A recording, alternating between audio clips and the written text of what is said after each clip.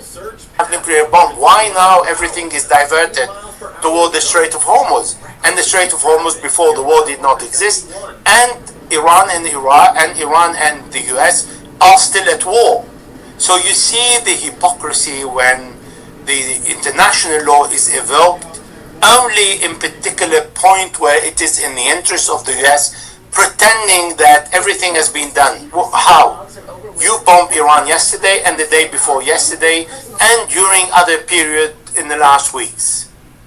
So the two countries have not agreed on a treaty. They have a framework. The Americans agreed on the framework. According to the framework, point 1, 2, 3, 4, 5 until 13, the Americans did not stop the war. The Americans did not unfurl the money. It is stated in the MOU. Did not sort out the payment for the 300 billion. The GCC are saying, we have no clue.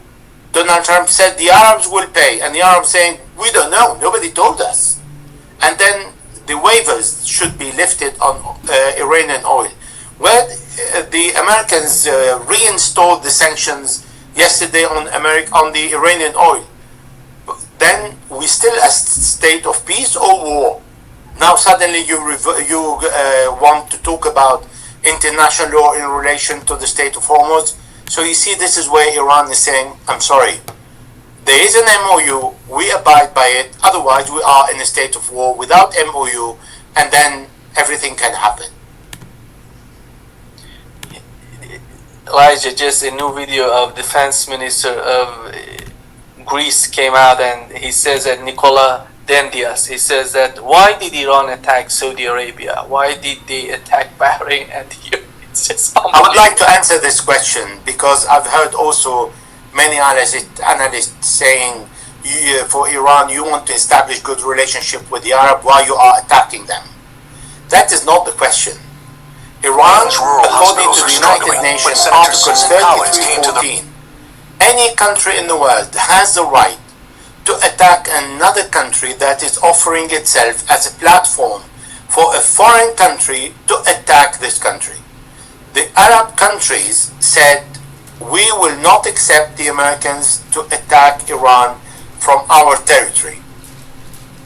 The Americans said, General Kane said, we fought shoulder to shoulder with the Gulf countries against Iran from day one. This is the American General Chief of Staff, and the Arabs did not deny that. Secondly, the American bases are everywhere in the Gulf. Donald Trump said, we are using their airports. He said that, it is on Google. I'm not inventing and I don't need to analyze. He said we used all their airport. And he said we have bases in different parts of Saudi Arabia and in other places. And he made fun of Saudi Arabia. So these countries are used as a platform to attack Iran. Iran would say, oh, now for neighborhood, I need to respect my neighbors and not attack them. This is what the Gulf countries are asking Iran to abide by, and saying this is not the way to maintain peace and have a security agreement. Well, Iran saying, please let us have a security agreement where we do not attack one another and we do not lend our territory for another force to attack us. And this is not happening. So for people who are wondering why, it's because the American forces are attacking Iran from the Gulf countries and still using them. Why there are forces in Jordan? Why there is a huge American base in Jordan that is operating against Iran? Why there were 2 Israeli bases discovered in Iraq and they are used against Iran? The Iraqis don't have control of their airspace. They have no sovereignty. The Americans are using Iraq as a platform, hosting the Israelis and attacking Iran from Iraq. So this is the situation in the Gulf. All the Arab countries will bomb the hell out of Iran if Iran shows a little bit of weakness. But Iran is showing unflexible and is taking the damage. Iran is not stronger than the US. But the strength of Iran is it doing everything in its power to make sure that the US and the Israeli plans fail in Iran. So the Iran do not surrender to the Israelis and to the Americans. This is all what Iran needs to do. Iran is not winning, but is not losing. It is not submitted. And this is what Iran is doing and fighting back. Now, the Americans can hit 90 missiles and they hit 90 targets. The Iranian can hit 85 missiles and hit 5 targets, which is enough. It's defending itself. It doesn't need really to destroy the enemy because it can't. It doesn't have the firepower of the Iranian enemy, but it has the power to fire back. And as long as it's firing back, it is upsetting Donald Trump. And Iran can be in control of the Strait of Hormuz and block it, and that again is upsetting Donald Trump. So, well, this is all what Iran can do, upset Donald Trump. Yeah. Thank you so much, Elijah, for being with us today. Great pleasure, as always. My pleasure. Thank you for inviting me. Thank you. That's absolutely possible. And why wouldn't it? Why wouldn't you do that? You know what I mean? Wouldn't you want, if you had the largest power in there and you're supplying him weapons, Pat, wouldn't you check in and just take his temperature on stuff, at least right now? Because you know other people, Russia and Iran, are trying to speak to him back door, even if he wasn't a big Iran buddy walking hand in hand down the street. Yeah. Part of it is also Turkey buys oil from Iran.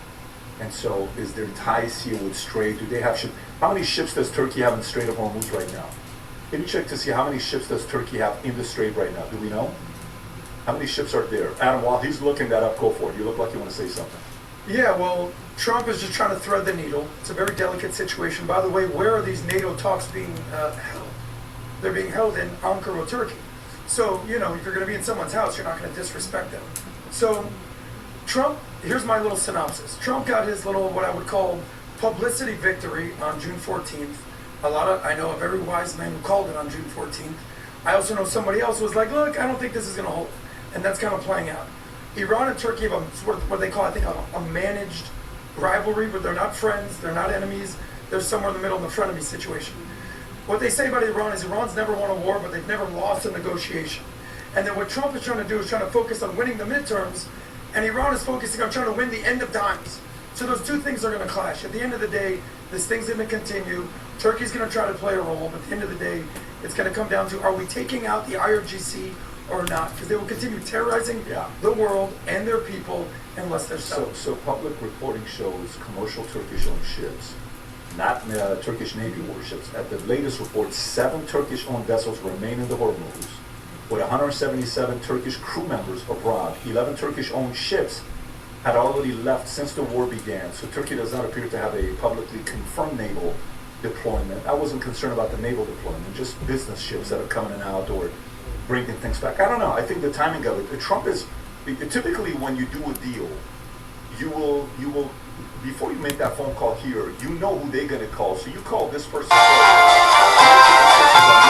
you make the contact, and they call shit. What do I do now? So and Trump said something in one of the things. He says, "How do you think I became the president? I know when a deal is not going to happen. I know when a deal's not going to happen. Do you have that clip of I know when the deal's not? Play this clip first, and we go to that. But he was specifically saying that I know when a deal's going to happen and a deal's not going to happen. And I know these guys are not going to do it. I can just tell when I do it. This guy knows deals and the calls, so we don't know the entire story. That's for sure. Go ahead and play this clip. Watch this. Tyler Pager with the New York Times. Last month you said Iranian leaders were very rational people, nice people to deal with, strong people, smart people. Today you said they were scum, sick people, and being led by sick people. What changed, and do you think I got to know. So I've said that about a lot. Now, when you say rational, I think they're much more rational than level 1, level 2. Level 1 is gone, level 2 is gone. This is level 3. I think. So that's the part he was talking about, level 3, being more rational, and then all of a sudden snapping. So, I don't know. I've always liked unpredictable leaders. I always liked a father is great when he's predictable and an element of unpredictability. A leader is great when he's predictable and an element of unpredictability. A world leader definitely is which at a level of unpredictability. Yesterday we're going for a walk. We went on a long bike ride. And one of the conversations we had on our walk, if you remember, was 2 days ago. It was, if you have these four energies, tell me which one of them is the most important in different relationship dynamics. Fear, do you want to be feared? Do you want to be loved? Do you want to be liked? And do you want to be respected?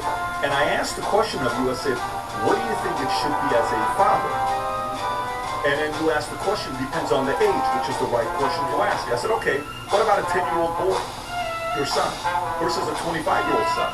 And at 10 years old, what did you say with kids? With the kid, they want love from the father. Okay, so number one is to be loved. Yeah. To love, and then They have to like you. They have to like to play with you. Yep. They have to respect you because it's 10, and then he has to fear you. so you think at 10 years old, fear's got to be less. Fears have to be at 10 years old. Probably a little bit less. He has to fear you a little bit more. Yeah. Okay, so how about as a world leader, you're president of the United States, you're dealing with Iran. Which one of those four They have things to matters fear the you. most? Number They one have is to fear. fear you. Okay, Yeah. that's it. Have to fear You have to have some fear. And guess what? Who feared Biden? Nobody. feared Biden. So I like a little bit of the unpredictability of fear to see what's going to happen. Yeah, exactly. By the way, is that the one making a deal where he says, Mike, go watch this book here. This is the deal maker. If you've not read the book part of the deal, this is who wrote it. Go for it. In many ways, we can win. We've already won militarily. They have very little.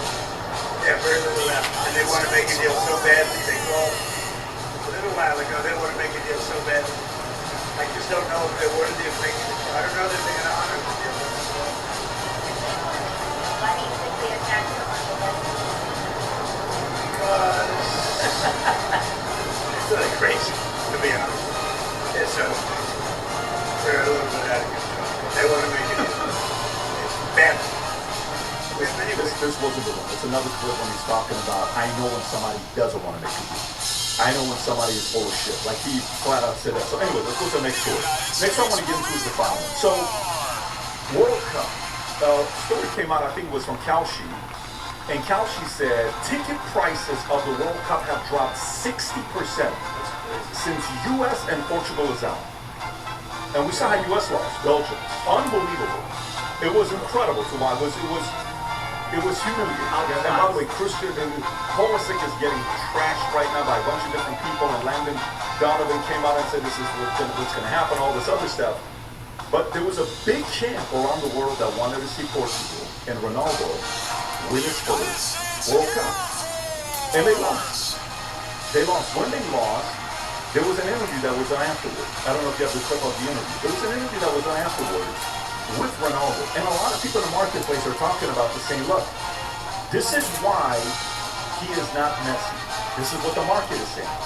When he said, I want you to see this, and look, to the people that are Ronaldo fans, I know we're going to get it, and I want to hear it. I want you to give your thoughts on this, but is this how a champion speaks? Maybe you like this kind of conversation. Go ahead, play the clip. Ha ganado 3 títulos por Portugal. I've won 3 titles for Portugal. Before Cristiano, Portugal did not win a single title. The best title I have won with Portugal is the Euro 2016. Honestly, for me, Euro 2016 is like winning the World Cup. Again, I lead with clear conscience and giving my best. Tomorrow will be a new day, then life will go on. How do you feel about that answer right there to say before Cristiano, meaning before Cristiano, he's talking to himself as a coach, before Cristiano, and then saying that 2016 Euro is the same exact thing as winning the World Cup? Listen, talented, awesome, family, father, all around amazing. He's a net positive to the sport, to society, for his country, but that attitude after you don't make it, it's kind of like, hey, I'm good, I'm really nasty, Portugal would have nothing without me, and by the way, I already won something that to me is just as important, if not better than the World Cup. Bro, have some humility. You know what he could have basically said? Hey, it wasn't in my cards, but you know what? I had a great career. I represent my country. I love my country. Good luck to everybody else. That's simple. Not me, and I've already done this. And that's why, with all due respect to all the people out there that are going to get pissed off, there's Messi and then there's Ronaldo. There's no question. It's not even in the same conversation. And I'm sorry to put it to you. Messi, you think Messi would ever say some crazy stuff like that if he was in his position? Honestly, if he was in his position, would he ever say, hey, Argentina would be nothing without Messi and Messi, Messi, Messi? Come on. Yeah, I don't know about that, but to me, like with Messi would say that. A lot of people say Messi would never say that. Messi would never say that. But to say it was the same thing, like it's the same thing as the Tom, how do you process it? I want to share some numbers here with you guys. Well, to say without me they wouldn't have got anything, that's pure ego. That's not team. That's ego. And then to say, well, you know, Euro 2016 is the same as the World Cup. What? I mean, no one thinks that. No one agrees with that. There's not one person anywhere. That's just denial. And between ego and denial, Sports Illustrated said that the statement was painfully on brand, meaning this is what a lot Who said that? Sports Illustrated said it was painfully on brand. Meaning no one's surprised that he said this because Correct. he was known as. This is him walking off at the last World Cup, chasing the money when other players wouldn't chase the money in Saudi Arabia. They're just saying, hey, this is on brand. This is ego and denial. Yeah, but the way I look at it is, I went back, okay, and looked at the 2016 Euro that he won. When he says he believes it's the same as the World Cup, you know who he didn't face? Where was Neymar in 2016? How good was Neymar in 2016? 2016? He's up there. Neymar was 10 times better than today. 2016. Neymar was The Neymar. height of his power. He didn't face Messi. You didn't beat Messi. You didn't beat Suarez. Suarez was good at the time. You think about Uruguay. You didn't face James Rodriguez. You didn't face Alexis Sanchez. Arturo Vidal from Chile, which we got our guy here. Mohamed Saleh. This is at their peak. You didn't beat these guys. And by the way, Zlatan didn't play the final Euro. There's a couple guys that didn't even play. But when you think about the comments being made, saying like, hey, I believe, I don't know which one of the players, Carmelo and one of the NBA players says, I believe winning the gold medal is bigger than winning the NBA championship. It's not. It's not. It's a lot harder to win an NBA championship to win a gold medal, but it's not. They make these arguments. Charles Barkley said it best, I'm not a champion. And he criticized himself. He says, I've never won. You're right, I've never won. And there's nothing more important than stop saying it doesn't mean. I don't like the comments to be said. I think there could have been a different position for him to make, but I will tell you, there's something in soccer they do once every 30 years, 40 years. It's called Super Ballon d'Or, which the Super one, I believe it's coming up in 2029. If you pull up who won the last Super Ballon d'Or, it's the Stefano, what's his full name? Di Stefano, he won the last Super Ballon d'Or, and it was in 1989. In 3 years, they're going to announce the next one. When, let's just say Messi wins the World Cup, I don't think they're going to win it. I think France just looks too dominant, and if Egypt almost beat them, you know, I think France can probably beat these guys. And by the way, France have to beat Morocco. Norway looks good. There's just too much competition. England even looks good. I mean, this is a very competitive part. But to make comments like that, who was it? Alfredo Di Stefano. Yeah, that's the last, you know. So now if they give the next one in 2029, I just don't like going that way. I was rooting for Ronaldo. The entire time I was rooting for Ronaldo. The entire time. I wanted this guy to win because, you know, one of our kids is a big fan of Ronaldo, but I don't like, I'm a post-game interview guy, and I don't think no champion should talk like that and say Euro Cup and all this other stuff. I just don't think that's a good idea to say stuff like this. Adam, your thoughts on this? Well, Ronaldo versus Messi is a conversation we've been having. Here's what I've realized in sports. There's good players, there's great players, and then there's just the GOATs. And in this conversation between Messi and Ronaldo, who's the GOAT and who's a great player? We all know the answer to that. Messi's the GOAT. So Ronaldo's going home, and Messi's still playing, and he's going for his back-to-back World Cup championship, and he might win. We'll see. You know, you brought up basketball, and I know PBD's a massive basketball fan. I'm just a, sideline hustler out here. But when MJ was coming up, and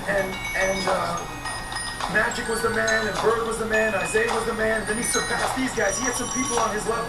He had Karl Malone, he had Charles Barkley, you just discussed, Clyde Drexler, Dominique Wilkins. All these guys were all-stars, great players. But they all eventually realized, no, my bad, that's the GOAT right there. So what's going to happen to Ronaldo at some point is you have to look into the mirror and see his pretty boy face and say, wow, I'm great, but Messi's the GOAT. Yeah, I mean, and it's going to happen one day. I'm a Kobe guy, and diehard Kobe guy. But when Kobe was on that streak of back-to-back in his early 20s, I'm like, dude, this guy could pass up Michael as the greatest of all time. He didn't. He ended up winning 5, lost 2. Field goal percentages 43, 44, 45%. Michael was at 50, 51%, and a bunch of different things. So to me, Michael's the greatest of all time. It's not even a question. I think this case is happening. Let me tell you another story that happened. Mbappe plays against Paraguay. And Paraguay, I don't know if you guys watched the game. Their game plan was injury, agitation, frustration. It was a nasty game. Nasty. And they kept trying to get under Mbappe's skin. Nothing happened. Eventually, they ended up winning. It was a close game. They won 1-0, if I'm not mistaken. Right? It was a 1-0 game. Post, game is over with. A senator from Paraguay puts a message out there. And I want to read this to you. This is, I don't know if you have the message of what she originally said. This is post of her apologizing and addressing. I still, when you said it, I don't believe it. She said instead of having breast milk, he grew up sucking on coconuts. The most educated creatures he ever heard of are chimpanzees. She said this. You're talking about who, Pat? About Mbappe. About Mbappe. And so Mbappe then responds back, and I don't know if you have Mbappe's response. Mbappe responds back and he says, what an embarrassment you are to your country, while your country just wins, and they have all these incredible things to be proud of. You're coming out and saying something like this? Do you know you just stole all the limelight from what your players did, and you made it about you? Shame on you. I'm going to read you exactly what he said. Perfect. Here for you. Yeah, shame on you. You took all the excitement and the enthusiasm. Did you get the tweet from Mbappe or no? If you don't have it, Mbappe, the French captain, responded with a strong yeah, there's a tweet by him, and I'll read it to you. He says, "You are a despicable woman and unworthy of your position. You do not represent Paraguay, that country which has sweated passion and honor throughout the competition. Though your recklessness and your brazen racism, the entire world has already forgotten the journey and the historic effort that your players accomplished during the World Cup, making way for an incompetent woman who gives the worst possible image of her country. I will never allow people like you to platform to her the freedom to spread with hatred, racism around the world." This post on Twitter got 1.8 million likes. And look at her. 88 million views. Good. 88 million people see her face. Views, yeah. And then this is the response that she had in the video. Watch the way she speaks. Tell me if this is your kind of a person. But press play, and you got to read the comment. Do my best to read the commentary to you. But watch her reaction. Go for it. Allá se ratifica entonces en la hora de sus dichos. No va a pedir disculpas como plantea Mbappé.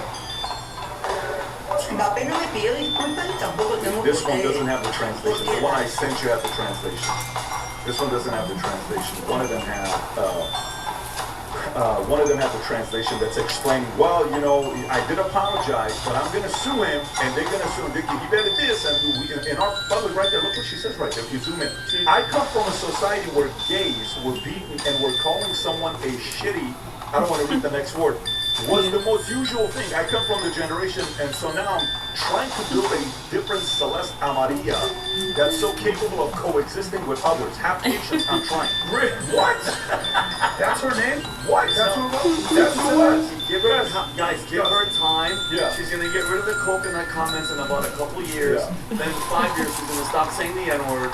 Give her some She time. says, I've written down that have been needed at his discretion, you know, these claims that instead of breast milk, he drank, you know, coconut. Tired of sacrificing luxury because of cost? Looking and feeling great shouldn't break the bank. Deleted the post, but this report gives an Afro-descendant community, and not Mbappe. I give them all to everyone. That was a disappointment. And then she says something, but Mbappe hasn't apologized to me. What? Get out of here. No, she's asking Mbappe to apologize, and she says, if you don't, I'm going to do to you what we did to Ronaldinho. Don't forget what we did to Ronaldinho. What an embarrassment. What an embarrassing thing to say for somebody like this. So, you know, Adam, your thoughts on this with this story of Mbappe? How old is this lady, if I may? If She we can looks pull that like up she's real in her quick. early 60s, late 50s.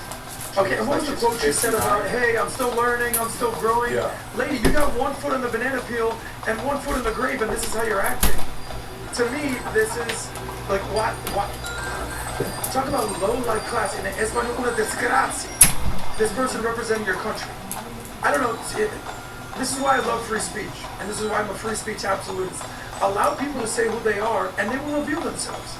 This is disgusting. I've never heard of this woman. I've never said, but what she's saying. Any person with common sense and reality will realize you don't say these kind of things. And maybe if you're a type of a racist person who tells little funny jokes on the side, okay, yeah, okay, gotcha, buddy. You're gonna put this out in public and embarrass yourself. You're failing your country. Disgrace. She's 61 years old, Pat, and like there's 61 years old. Yeah, 61. She's still learning and growing, though. She, like, like, think about it. And you nailed it, Pat. Paraguay came in. They were fighting. They were a little aggressive, maybe a little dirty, but they fought their butts off, and they were actually exciting to watch. And it just takes one person, and she's the one to now put a stain on them, because now, guess what the talk is? Nobody's talking about their game plan. Nobody cares about the damn scores. It's her and her big mouth. And I'm curious to what the president is going to say and what they're going to do. Oh, the country came out and said, we do not support the comment that was made by the senator. I think Paraguay responded and said, this is not our position. This is her position. Okay, good. So Paraguay very quickly, she's an embarrassment. Yeah, go back to that story you just had. Uruguayan senator demands apology from Mbappe, threatens illegal action. That's ESPN. She's saying, I'm going to sue you. You got to apologize to me. She what? She's from the Liberal Party. Yeah. PBD, can I ask you a question? Yeah, of course. So, these people just basically, what they call chipping out on the internet, this lady right now. We've seen people emotionally react to their team losing. We showed a video last week of a Mexican guy freaking out, oh my God. Yeah. There's Brazilians going crazy. People all around the world when their team loses, this lady in Paraguay being ridiculous. You told a story about when you don't text real quick when you're in a fight because let time to cool off. What would you say to people who are just emotionally reacting when they're upset like this? I think you understand what I'm asking, right? Yeah, I mean, this is not even emotion. By the way, this is who she is. Yeah. This is not emotion. This is her. So you can, because after you said I deleted it, and then says I come from a country of this, and he better apologize or else I'm going to sue. We just learned that's not a mistake you made. That's who you are. And guess what? It's okay. We now know who you are. Meaning she wasn't mad, she wasn't being emotional, she's just like, yeah, this is who I am. She is exactly who you think she is. This is not a joke. Government of France and Paraguay reacted to racism remarks made by the senator, Celeste Amaria. And if you want to zoom into this one, I do think they apologize.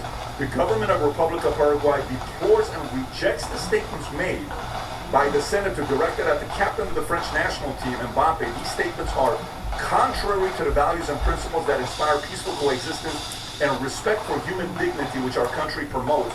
Paraguay is a democratic republic governed by the principle of separation and independence. Okay, now it goes into all this other stuff promoting the state.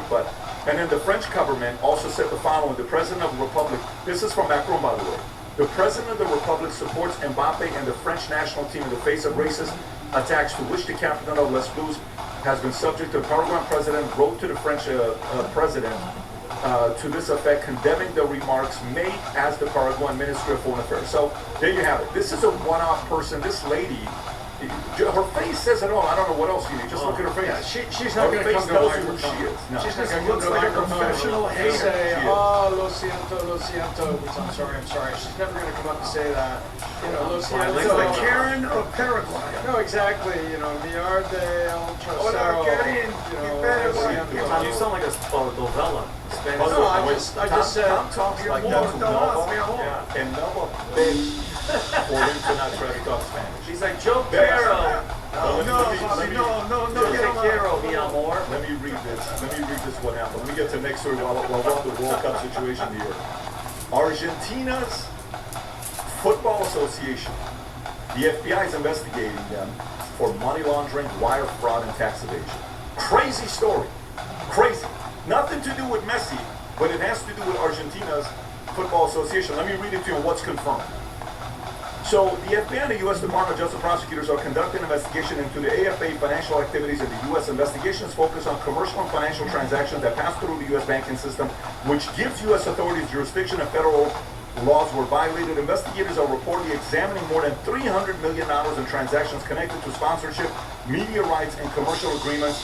What investigators are looking into, according to reports, prosecutors are investigating money laundering, wire fraud, tax-related offenses, and other financial crimes. At this stage, these are allegations under investigation, not established facts. The company at the center is a Florida-based company called Tour Fraud Enter LLC. Is reportedly a central focus. Investigators are examining whether it collected sponsorship and commercial revenue on behalf of AFA, moved hundreds of thousands of dollars through major U.S. banks, distributed tens of millions of dollars to individuals or entities whose businesses purpose investigators are trying to verify which banks are reportedly involved: Citibank, Bank of America, JP Morgan Chase, and PNC Bank. So this is another one of those stories that's out there that's a lot of people. So bottom line, it's an investigation not yet finding guilt. They are investigating, but this was one of the stories on Twitter that went viral on VT. Probably a bigger part of it is the market thinking if there's any ties to Messi. And people made it very, very clear. This has to do with the Argentines Association, not with Messi. But it is something that the FBI is now involved with. It's pretty rough. Because FBI is who? Who is the FBI? Our federal government. That's who? Ash Patel. Oh, yeah. Ash Patel knows about this investigation. And so we know a phone call was made to FIFA for Balogun. So, you know, what does this have to do with anything? Who knows? I do know Messi is good with the president. I do know Messi is good with the White House. I think Messi is probably conservative, so is Ronaldo. These are family guys. Hispanics, most Hispanics are generally conservative. Tom, this is a big story. Do you think this is a big story? Well, it seems like business as usual in Miami. A foreign country has something that they've sold for an awful lot of money, and it was illegal, and guys in Miami got busted for it. That happens all day. It's usually Colombia, not Argentina. But when you've got the World Cup, you've got opportunities for a lot of money on these sponsorships. And when you have a lot of money on the line, you have a lot of people that are going to come in and try to, bend the rules and do something with it. And it appears that that's what they did here. So sadly, this doesn't surprise me. I'm not condemning Argentina, but sadly, we hear about it. Super Bowl, illegal gambling. We hear about March Madness, and then we hear about Olympic things that happen. This is not surprising that when the World Cup is there, so many dollars in it, Pat, that bad guys kind of magnetize to it. Yeah, there you go. Adam, any thoughts on this? I'm not going to stand for this, Pat. Tom's just talking trash about Miami. He's lucky I'm not in the same room as him right now. Take it easy. Come on, Tom. Well, we broke up a little bit in the audio. I don't know if you were talking about Argentina with the waste, fraud, and abuse, or you're talking about California. I don't want to talk about that today. Pick one. The reality is, yes, there are some shady people in Latin America, and just like there's shady people all around the world, and yes, they want to park their assets here in Miami, here in America. I'm not familiar with this exact story. But shady people are looking to basically park their money in the United States because it's a safe haven. So let me go to the next story. Next story we got here is Gavin Newsom, California, threatens to arrest anyone who tries to clean up California's disastrous election system. You should see the way he presented himself on what we are not going to allow anybody to come and interfere election and all. Stop it. Like anybody actually believes what this guy's saying, even if no party has distanced themselves from him. There's a clear and disturbing pattern emerging in the waning days of California Gavin Newsom's administration. There's also an indicator of how he'd rule this country if he ever elected president, so voters should pay attention. When independent journalist Nick Shirley exposed the massive amounts of Medicare fraud, Newsom and California Democrats responded by pushing legislation to criminalize that type of investigative journalism, the Stop Nick Shirley Act. It's more than likely that this legislation is unconstitutional to get thrown out of the court, but that's not the point. The point is that Democrats have decided that protecting fraudsters and fraud is more important than the First Amendment. In the same vein, Gavin Newsom is also going to criminalize looking into California's broken, dysfunctional election system. He's bound to jail anyone who tries to expose the problem and fix the system. Here's what he has to say. Let me speak directly to anyone. Is that him, by the way? Go for it. How long is this? 41 seconds. Go ahead. Watch this, folks. Let me speak directly to anyone considering helping President Trump interfere with our election or our count. If you violate California's laws, if you interfere with our voters, tamper with our ballots, or meddle in our election, you will be prosecuted. Doesn't matter who gave the order. That's why I'm moving forward new legislation that would make it felony to seize ballots before the vote has been certified by state and county officials. We will be the law we cannot get passed. Because we believe that once an election is decided, the winner governs for everyone. That's the architecture of American liberty. Donald Trump doesn't believe in that architecture. There you have it, Tom. Your thoughts on this? Well, he got it wrong. It's not the architecture of American liberty. It's the architecture. Our elections are the architecture of American democracy. So what he's doing, Vinny, this is kind of funny. What do the Democrats do? What do liberals do? Accuse you of doing something they're already doing. Project it. So yeah, exactly. So, we're going to accuse you of fraud and do it. Wait a minute. If they're trying to arrest us, maybe we can arrest them first. It's the same playbook. And it's basically, this is the playbook of deflection. It's that same old song. And so, interfering with our elections seems like there's some evil force out there, Pat, that's interfering with California. No, that's not what it's about. It's basically, it's like, I'll tell you, there's a joke made about the World Cup that says, wait a minute, even though the game's over, shouldn't we wait till California counts all the goals? Maybe we didn't lose. And so, that's kind of what we see here. And so we see Gavin Newsom once again, putting his chin out there and about to get hit. And this is ludicrous. You're putting something out there that you're setting yourself up for a shutdown even by the Ninth Circus. And the Ninth Circus is the Ninth Circuit Court of Appeals that is in Northern California. It's known as the Ninth Circus because it is the most overturned court in the land. But they would flip this in a heartbeat. And so it's kind of shocking. It's grandstanding, and it's a media moment and nothing more. That's what I see here. By the way, if you pull up the tweet, last week we talked about where he had a motive. He had somebody on his team that was watching him. And by the way, this investigation started under Biden, right? So they retweet. This is Newsom. They retweet the clip from July 3rd. This thing, go a little bit bottom to see how his audience reacted to it. It got 2 million views, only 1,000 likes. So go to the top and look at the way they open it up and explain everything. MAGA bootlickers are spreading false information that the New York comic book has refused to correct in an article filled with innuendo, not facts. They are playing into Trump's lawless fishing expedition empty-handed anyways. And then he gives the facts. Can you go to the bottom? This is their actual authors. Go to the bottom of the comment section. Let's see how their audience reacted. Number one, panic. Keep going a little bit lower. That's you. They do something. Yeah, little fire scarecrow. Gina realized a little bit of my eyes can't see it. This started under Biden, not Trump. Panicking. Haha, your panic is so awesome. You piece of commie. And your Weinstein, what does it say? Diseased? Okay, I'm going to keep going a little bit lower. And you go, are you scared? You seem scared. Ain't nobody reading all that. Democrats always wiretap everyone. Don't play down. Go a little bit lower. So it's interesting that for them, they are right now worried. And the reason why they're worried is because the DSA has officially recruited Newsom. Newsom has officially publicly announced he lost to socialists. And he's joining their camp. Newsom has officially thought to himself that there's no way we can win as modern Democrats.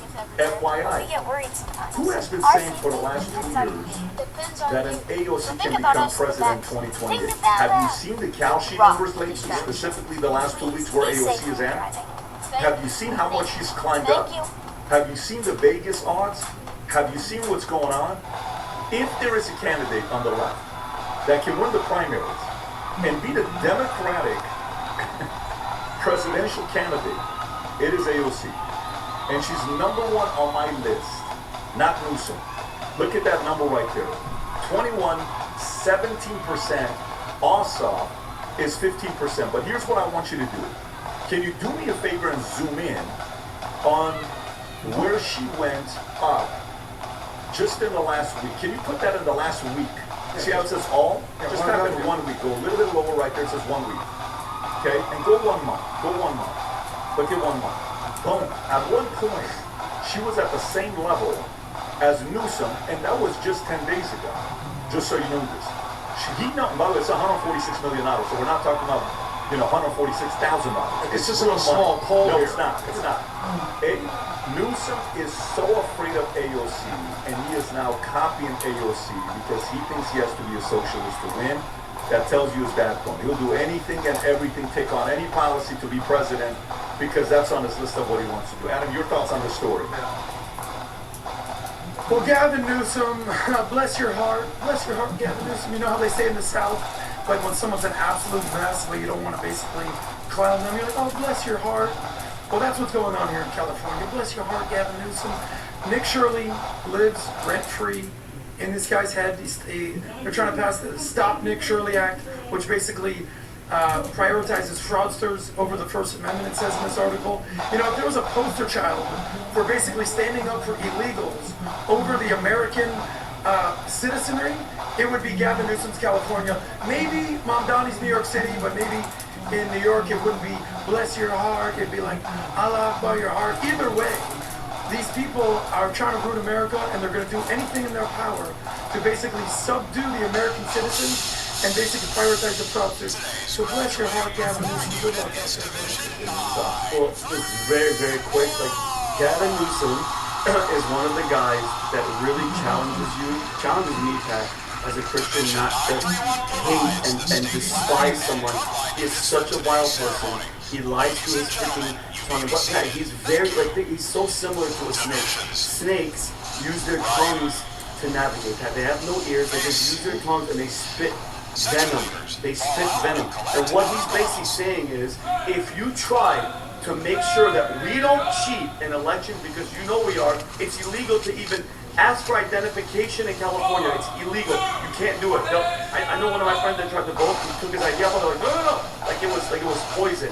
You have to be careful with people like this, and I'm telling you, you know it's bad that when they're moving on from people like this in the party and they're going to the communist socialist side. But this guy from the beginning, Pat, we've called this guy out from the beginning. He posted one of my videos a long time ago going, yeah, this is a lie. No, he's a slithering snake, and I'm telling you right now, it's sad that we've moved on from somebody like that and we're going to the communist part, but he's still a huge threat. Guys like that. He can't run away from a simple label now. Subject of a DOJ investigation. Gavin Newsom, subject of a DOJ investigation. People need to get used to hearing it. Gavin. What if you could print every idea to life?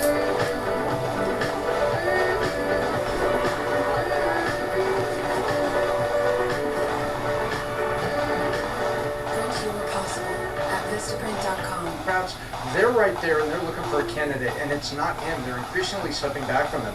On the other side, you've got DSA, which is almost like the thorn in the DNC. It's like their MAGA, the Democrat National Committee. The DSA is like their MAGA, their thorn. But now they've got emergence, they've got momentum. This is real. This is very real. We're seeing a fracturing of the party.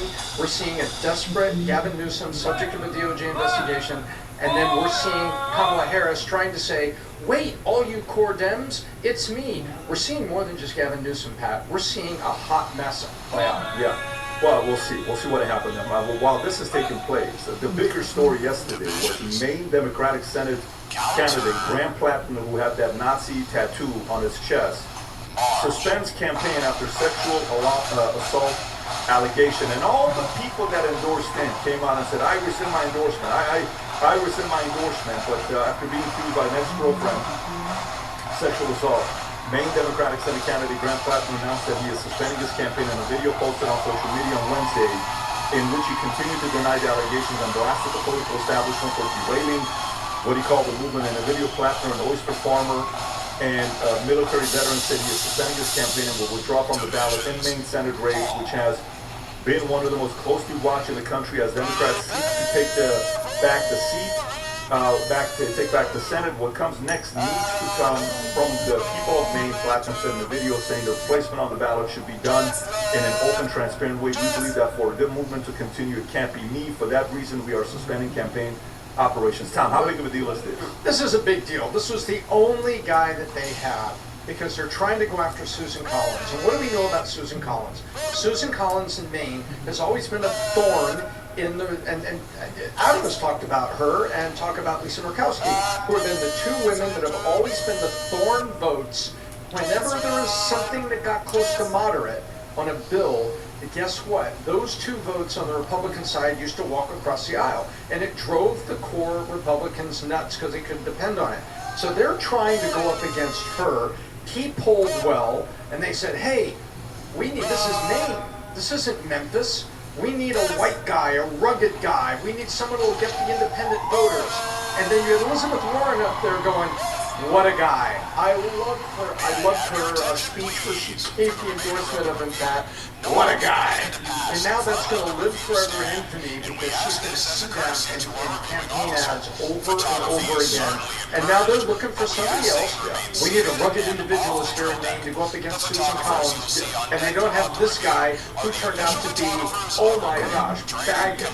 But Tom, beyond baggage, it boggles my mind that the Democratic Party has spent almost 10 years saying Trump was a rapist and a Nazi, and when their own party has an actual rapist and a Nazi, they fight for him and they're cool with it. You know why? As long as he's going against a Republican. Adam, and I know you're laughing because it sounds funny, but it's true. You know what I realized yesterday because you mentioned his name?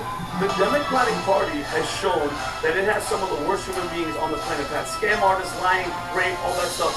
They're so bad that Hunter Biden, a crackhead who loves recording his sexual escapades, drug use and stuff, he's somehow the most normal out of all of them right now. If you really think about it, he's funny, he's engaging. I like him out of all of them. But this is the thing, Pat. All this fake, yeah. Oh, Adam, I can't wait for Pat to talk to him. But here's the thing. The gaslighting is the second time I've used that word on the podcast so people know. What changed? Graham Plattner was vetted, like thoroughly. Donors sent millions and millions of dollars. Ro Khanna vouched for him. Bernie Sanders, Elizabeth Warren. It was all, they all overlooked it and they tried to rationalize the situation. So let me ask you guys this. What changed? What made them abandon the Plattner hope all of a sudden, okay? They gave him a pass with a Nazi tattoo. He's a self-described communist, fantasized about rape, Pat. The difference is, and here you go, the old accuser, the first one, I think it was Lindsay Fitfield, she was a conservative. They tried to be like, oh, she's doing this because of this, and the new girl, the only reason is because the new girl that came forward, she's a liberal, so they couldn't hide from it. So just to let you guys know, it's okay to the Dems if this guy rapes or sexually assaults allegedly a conservative, and broke into somebody's house and raped her. When it's a liberal, they have to kick him out of the race, and it's the biggest hypocrisy. It's the party of degeneracy. And by the way, zero God. We mentioned this the other day. Name me one, Adam, any of you, anybody out there, a Democrat that is openly about their faith about God and Christ. Good luck. Go ahead. You're not? Who's that? Oh yeah, that guy. Did you hear what he said? You know what he said yesterday? What Tyler Rico, what he said yesterday about? Yeah, you know what he said yesterday about Muslims and Christianity, and it's the same. He basically said that we're the same. Just go to the quote we have, make it bigger so I can see it. We don't have to hear it. I always think all the world's faith traditions as a circle. With that divine mystery of the universe in the middle, we have different names for that mystery, whether it's God or Yahweh or Allah, Nirvana or Great Spirit, whatever you call it. This is a different pathway to the same fundamental truth. It's full of it, 100% false prophet, false preaching, lying. No, it's not. Jesus Christ said, I am the way, the truth, and the life. And the only way, Adam, this is for everybody, to the Father is through me, Jesus Christ. That is it. I'm sorry. That guy's a fake, Pat. And he's a fraud. If that's their guy, then they have another fake on. Here's what Elizabeth said about Plattner in April. She said, Plattner is my kind of man.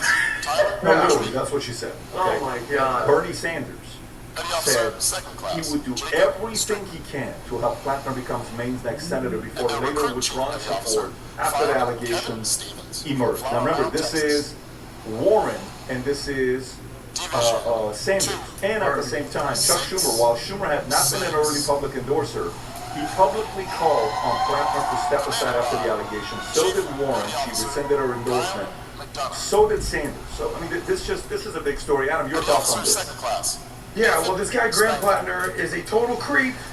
Everybody knew he was a creep. Your mom knew he was a creep. Your daddy was a creep. Everybody knew he was creeping. And America got the ick. You hear the girls like, yeah, I don't know, I got the ick. Everybody was getting icked out of these people. And the Dems tried to basically creep him in the back door to be a senator for the United States government. Are you kidding me? So this, to me, Vinny kind of nailed the part of it. This is a new level when it comes to a set of standards. of the candidates that can run for this new progressive wing of the party. And when you just say progressive, let's get real here. They're communists. Let's forget those progressive things. They're communists. Maybe they're socialists, but somewhere they're there. But they vetted him. Vinny talked about they vetted him. They're like, Nazi tattoo. Yeah, we're good with that. Communist populist ideology. Yep, that's our thing. Check. Sexual assault allegations. Yeah, well, it's okay. Actual grape. Well, was it a conservative or a liberal? It was a conservative. We'll let it go. Multiple grapes. Oh, liberal? Yeah. Okay, but a bad poll? Yeah, he's not doing good with polls. We got to get him out of here. We're going to basically reduce his funding. He's got to go. And obviously, he just had to drop out of the race. So Bernie Sanders, with this moral leader of the party, absolutely looks like trash. Elizabeth Warren looks like trash. But the good news is here, the silver lining is the Republicans are going to keep control of the Senate. It still remains to be seen what's going to happen in the House. But this is good news for all of America. Meanwhile, while this is happening, the previous California governor who ran against DeSantis, and he almost won, 34,000 votes. He almost won the first time around. He got arrested for drug possession in Alabama. I don't know if you saw the story. You don't say. TMZ posted this, and I don't want to spend more than 3 minutes on this. So this guy who almost beat, by the way, thank God for DeSantis, and thank God for President Trump's 2 or 3 tweets endorsing DeSantis to help DeSantis win the first time. The first time DeSantis won, Trump helped him out. The second time DeSantis won, it was on him by winning 1.5 million votes. But this was, by the way, Florida. This was almost your governor. Democratic governor nominee Andrew Gillum facing felony charge after drug arrest. Go a little bit lower if you can. Okay, zoom in a little bit if you could. Andrew Gillum's legal troubles just escalated. The man who narrowly lost to DeSantis in 2018 race has now been formally charged. Following his Alabama arrest, newly filed court record shows facing 1 felony, 2 misdemeanor counts, go a little bit lower. According to the criminal complaint obtained by TMZ, Gillum is charged with felony possession of controlled substance, specifically methamphetamine, along with misdemeanor possession of marijuana for personal use and possession of drug paraphernalia. Prosecutors allege the offense occurred July 2nd in Baldwin County, Alabama. Go a little bit lower. And the TMZ reported Gillum was arrested last week on Highway 98 near Walmart Drive in Daphne, where cops say they found 3 grams of methamphetamine, 8 pre-rolled marijuana joints, 4 cut straws, 3 pipes, and a bong. Oh my goodness, this guy's a pro. Bong after pulling him over for alleged driving erratically. Tom, how do you react to this story? Well, how do I react? It's like, you're not surprised, because we have seen, we the people, the public, forget about partisanship. We have seen Andrew Gillum on an absolute downward slide, and this is a guy who apparently, is showing signs of, is he personally addicted? Does he have deep problems? Whatever it is, he was nearly governor, found in a hotel room in the, sorry to say for people who are, it's breakfast, in a pool of his own vomit, unconscious, unresponsive to the police, with a male escort and drugs, and there was a dude in there. Yeah. Also, he might be in maybe. We don't know. Allegedly, we He don't likes to know. have a good time, Pat. Yeah. The gentleman that was in there when the police came into the hotel and found him in that puddle of hot mess and everything else. The occupation of the other individual that was arrested was male escort. Well, there's a lot of senators and stuff that go in the That's all we hotels. know. But the point is, Larry Sinclair. March 2020, Gillum was found lying in his place in hotel with 2 other men after emergency resources called for suspected drug overdose. One of them, Travis Dyson, was widely identified since reported as a male escort. yeah. And so the point is, this guy has been on downhill. So a guy that's going so downhill, is it unusual to find him pulled over, apparently driving erratically? And why is he driving erratically? 8 joints of bong, a pipe, cut straws, and some other stuff. It's like, it's not surprising to me, and this is a guy that needs help, and I'm glad he didn't end up in our leadership. Well, thank God for Donald Trump, because a lot of people think that Donald Trump saved the United States. I can tell you this conclusively, Trump saved Florida. Because, Pat, you always say elections have consequences. If this guy would have won, Florida could have been what's going on in New York, California, Chicago, any of these states. Thank God he got DeSantis elected. Thank God DeSantis has become the greatest governor in the history of Florida, maybe in America right now, and to continue his legacy, hopefully we'll have Byron Donalds out there. And because of Trump, and because of DeSantis, the future looks super bright here in Florida. So thank you, DeSantis. Let's go to the next story. So he hosted the first Florida gubernatorial debate that all the candidates from Jay Collins to Paul Renner to James Fishback all agreed to this debate. And yesterday, my guy sent me an article that was written by Florida GOP, which I was a little bit surprised by. And so this story was written talking about, how others, let me read this to you, and you tell me how you take your Republican Party of Florida clarifies debate report. This is July 7th. Humberto, if you can zoom in a little bit, thank you. Go a little bit low right there. To be clear, the Republican Party of Florida has not sanctioned or agreed to any debates in statewide races. Any discussions that have taken place were explicitly focused on post-primary negotiations to be conducted with our nominees, their campaigns. And we look forward to, is this the one? It is unfortunate, okay, there it is. It is unfortunate that a collection of political interest groups and media outlets have attempted to hijack this process for their own publicity and unilaterally dictate the terms to the candidates. Hijack? For their own publicity? I don't like the way this was written. So I responded, and I said the following on Twitter. If you can go to my Twitter account and pull it up, if you want to go through the tweet and pull up what I said. So I pulled up, and I said this last night, and I tagged the chairman of Florida GOP, because I was a little bit confused. If you can zoom into, right there, if you can make that a little bit bigger so we can read it.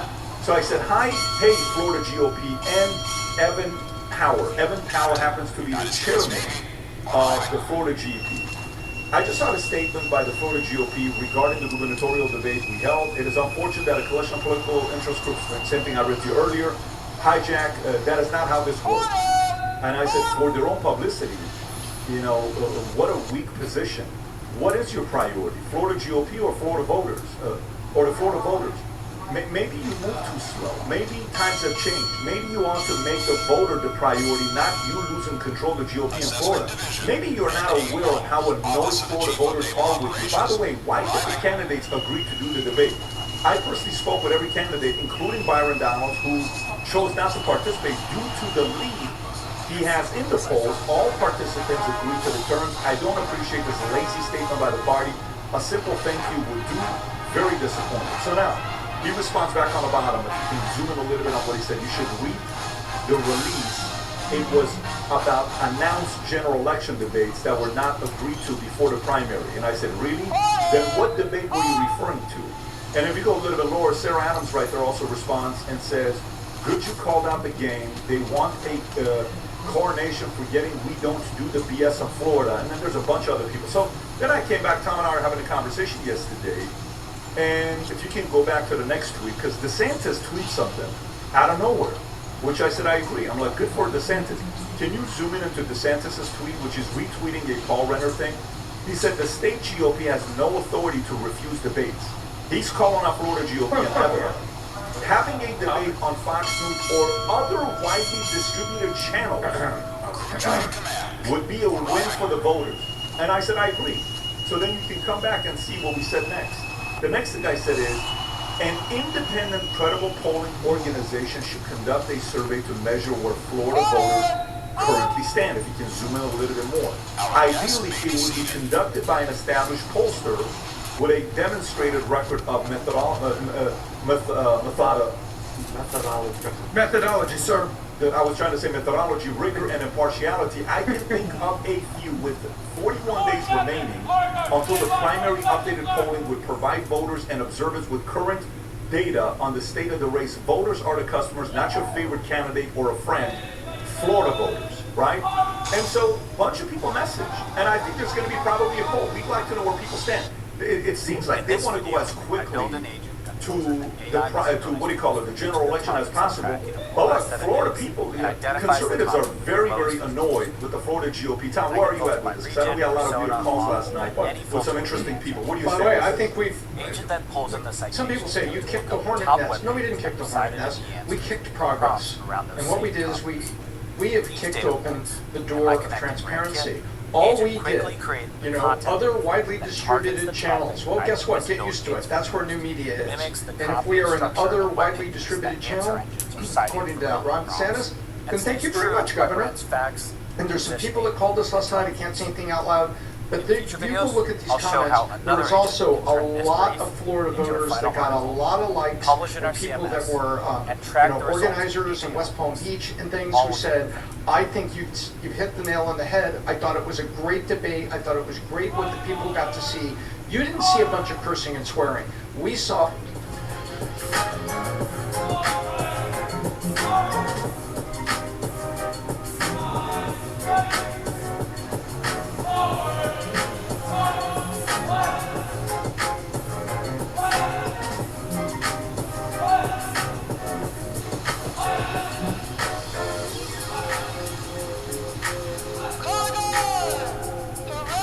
Here, the model has changed. We knew the debating model was going to change, and the amount of compliments we got as the best debate done for people to see both fun, entertaining, and the guy's position. And you know what ended up happening?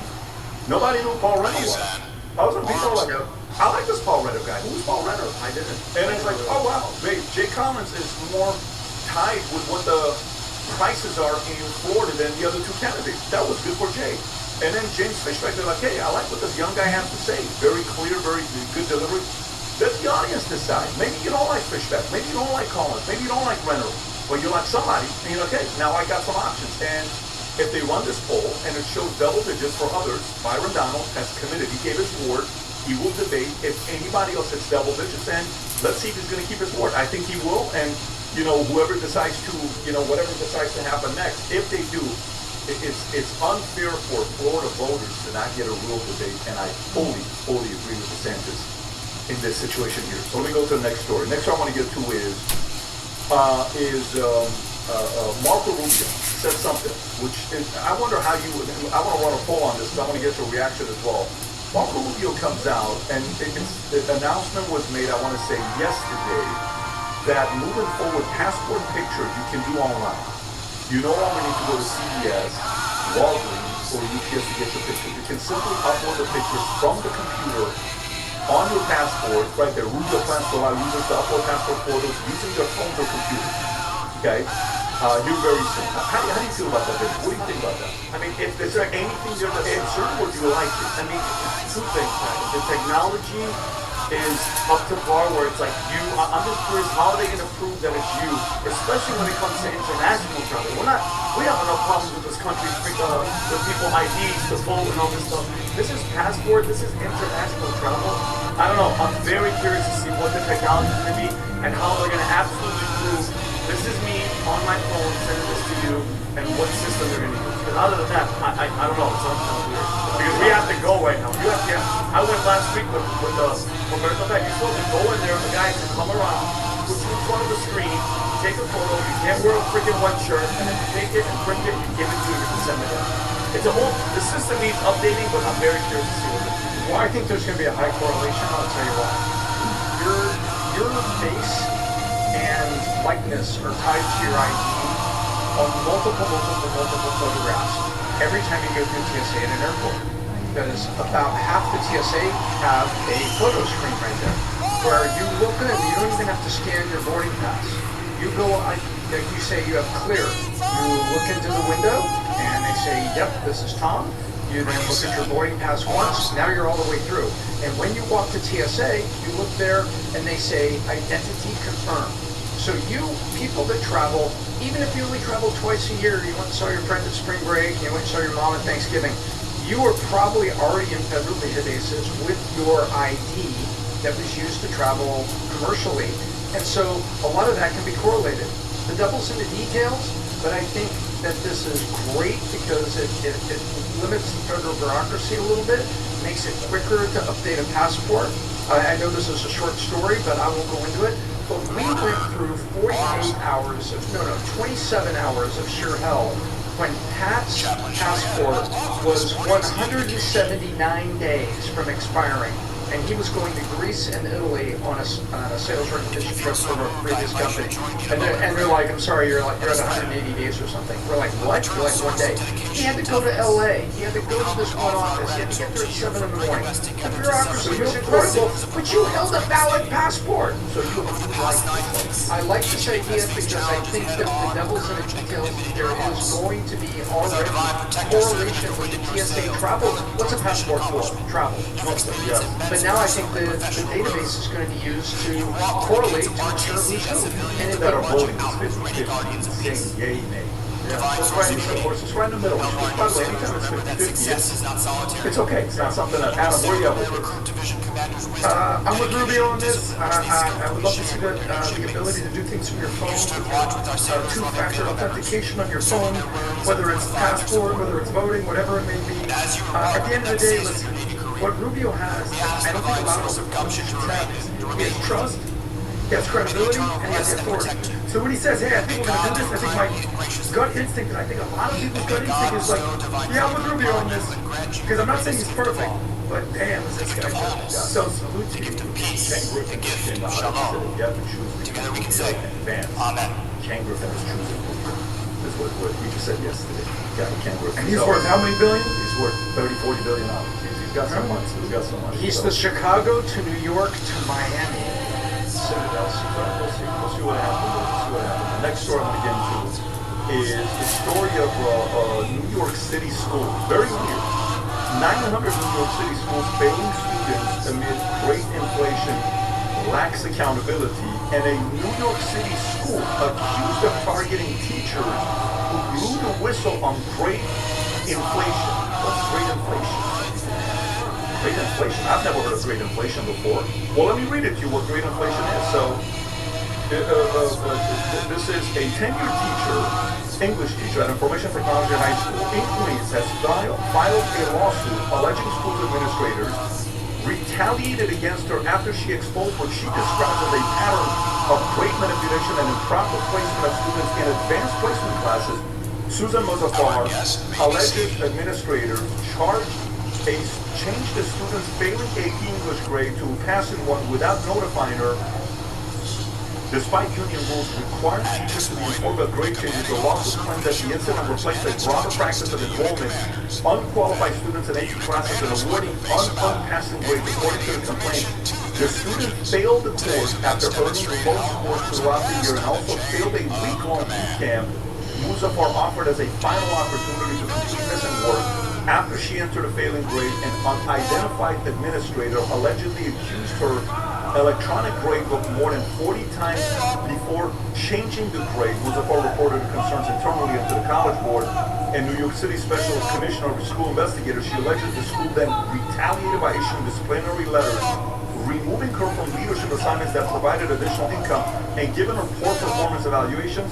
The lawsuit also claims Principal James Woods Powell accused Muzaffar of curbing grades during the meeting in March of 2026, triggering a panic attack that forced her to leave work. Tom, why is this a big story? This is a big story because let me tell you how grade inflation works.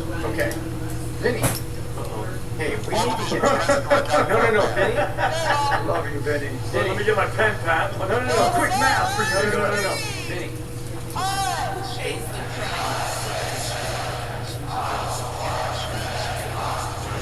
Lists us as a school that doesn't pass kids. We can't do that here in New York. And so you're asking me, what do we do about it? What do we do to them? Listen, we just got to give them the grades. And if the units are not qualified, slip them into an AP. Look at but they're really dumb. That's okay. I asked the girl 2 plus 2 and she said chicken. You know what? and give her an A in biology. Okay, so basically what we do is we're going to pass these kids through. And then guess what happens? The state issues the standardized test. The standardized tests are given once a year, twice a year in class. But guess what, Benny? Those grades go to the state, they go to nationally. It doesn't affect the grade book or just promoting the kids the next grade level. Let's just do it. Okay. You say, but what about the kids for college? Well, that's not our problem. Let them go take the SAT and get a 1,000 on the SAT. That's after us. But we need to get the money per kid. I'm not dealing with this. These kids have issues at home. It's not my problem. let's just inflate the grades, send them through the system. And then they take the standardized tests, and the standardized test, New York drops from 21st to 28th place. But that's the local schools. They don't care. They have their tax money, and the union protects the teachers' jobs. The teachers keep working and keep getting their raises, and there's good teachers in there trying to make a difference, like this one who gets her butt kicked by the administration, trying to do the right thing and saying, let's make sure the kids are ready to take standardized tests. Let's make sure they're ready to take, the ACT, the SAT. Let's make sure they're ready for tomorrow. And they're like, stop, back off. You know what, Pat? This was happening 22 years ago at LA Unified, and Kim was still working there. She left LA Unified 22 years ago. Right before she got pregnant with Bailey, who's 20 years old He now. went in there. And Like when we this were is the talking, one he for snuck one. in before Pass I them through could. the system, and like the standardized test, yeah, whatever. Pass them through the system, and you can't Yeah. beat the union, you can't beat their leadership, and the losers are the kids. The losers are the But yeah, it's those things we're very concerned about, and yeah, it's these kind of things and behaviors that allows punks and criminals usually to slip through the cracks when you have people that are caught up with a lot of other things and lies and teaching people lessons. A combination of things. It's a deadly combination. For California to have a class, which page is that on, by the way? The activist, California for the addendum? This is going to be one of the weirdest stories in the year. Well, you're going to say there's no way this is true. But it is true. Let me read it to you. Activists demand black English be pushed on kids in California preschools. Preschools? What? Learning to talk. What is black English? What is black English to be pushed? By the way, how racist is this? I mean, I'm really trying to see, like, what angle do you want to take with this? Let me read it to you. Activists are pushing black English to be legitimized in preschools as a way to build children's literacy skills in California. Black Californians United for Early Care and Education is part of a movement challenging harmful language hierarchies and affirm black language as a legitimate, rules-governed language rooted in black history, culture, and community. The movement also seeks to address how language bias shows up in early learning spaces and how it can be dismantled. I don't want my son to walk around in any room and feel like his voice is not valued or his perspective cannot be heard because he's not saying it one way or the other. Blackies co-founder Ashley Williams told PBS she also remembered how speaking black English is full of slangs and grammatical errors, so it came with a lot of embarrassment to learn to speak. Like I used to speak English, I'm still learning English till today, right? English is my fifth language. But can you imagine? It's like, no, it's your fault, listeners, for my bad English. It's not my fault. Allow me to speak Assyrian, Armenian, Farsi, German, English as a fifth language. You know, when you need to adjust to me, not me adjust to you. It's a bit of a weird time. How ridiculous of a story is this? Well, I think this is beyond ridiculous. This is setting kids back. And we can make all the jokes about it, okay, now I understand why preschoolers in California walk up to me and say, honky cracker, redneck. But that's, people make the jokes about it. But this is setting kids back. You're setting kids back who are just learning regular English. Every kid that comes to America, and by the way, we can talk about this for a while. Have you met kids from India that went to IIT and then they come over here? Some of them speak English with a British accent and speak better English than we do. More enunciated, appropriate, with a wider vocabulary. And now you're telling me you want to take a preschooler and basically allow them to speak in slangs and colloquials and then run them through the system, and now they're going to say, wow, going to get a job at age 16, and you need to communicate with everybody that comes through there, including the people from Mexico and California that are trying to learn English so that they can go do things. It just really frustrates me, Pat. It's like these are activists looking for something to do. What is black English then? What is black English? Okay, so I just asked ChatGPT what is black English and what the activists was it also called Ebonics? Here's what it says. Black English is a variety of English that developed with African American communities over hundreds of years. Linguists generally describe it as rule-governed dialect with its own grammatical, vocabulary, pronunciation patterns, and history. So, for example, examples of features often associated with AAE. You know what AAE is? AAE is African American Vernacular English. Okay, here we go. He be working. No, that's what it says. This is ChatGPT saying it. Don't get upset at me. Double negative. In AAE, B can indicate a repeated or habitual action, like he regularly works. Number 2, she been finished. I love finna. That's what ChatGPT is telling me. She been finished. Can mean she finished something a long time ago and the result still matters. They my friends. They my friends. So Not save they're my time by friends. eliminating This prepositions. ChatGPT is very racist today, or it's like they my friends. AAE may omit the verb are in some context. Standard English is they are my friends, but they my friends. She been finished. He be working. Vocabulary and expressions are entered mainstream culture like lit, woke, finna. Finna is spelled F-I-N-N-A. I'm finna bounce. Yeah. Bae. I don't even know what bae is. Hey, hey, hey. I'll tell you, bae. That's like your lady. Okay. Bae. Shape. Shape. Okay. If you want me, if the audience wants to keep learning, I can keep teaching. So I got a lot of stuff here that I can go through, but I'll pause because at one point this could be an online course that somebody can put up, and who knows? Maybe the right audience. He be working. Somebody he'd be working. You better work. This is serious stuff. Can I be real? Is this a joke or is this real? Like, I remember when I first came to the States, I had a hard time saying government. They put a freaking M in there. For no reason. I had a hard time saying Gilligan's Island. Because that's the show we would watch. Gilligan's Island. It was Gilligan's Island. And then what was it? Wednesday. It was Wednesday. Take the freaking N out. For no reason. I used to watch Gilligan's Island. Yeah, Gilligan's Island. Did you ever have a little buddy? The skipper? He always Skipper, called like, Gilligan's 30 little years. buddy. 30 years ago. So, I don't know. Do you take the story seriously, or is this just like this is a real story? New York Post. Can I be real with you people? Oh, no. I ain't tripping about this story. Everybody want to be arguing. California got 99 problems and black English ain't one. It's the whole we can joke about it, but I don't think we're talking about it's- Hold on, we're talking about preschoolers. Like, we're talking about preschoolers. Like, a preschooler letting, like, hey, I'm gonna take a nap, biatch. You don't want a preschool kid talk like that. And, like here's the thing. It's California. Well, guess what? Then stop trying to change the English language. Then here's my thing. Are you going to test them on the black English part, and then the other kid's going to get in trouble because they don't understand what they're saying?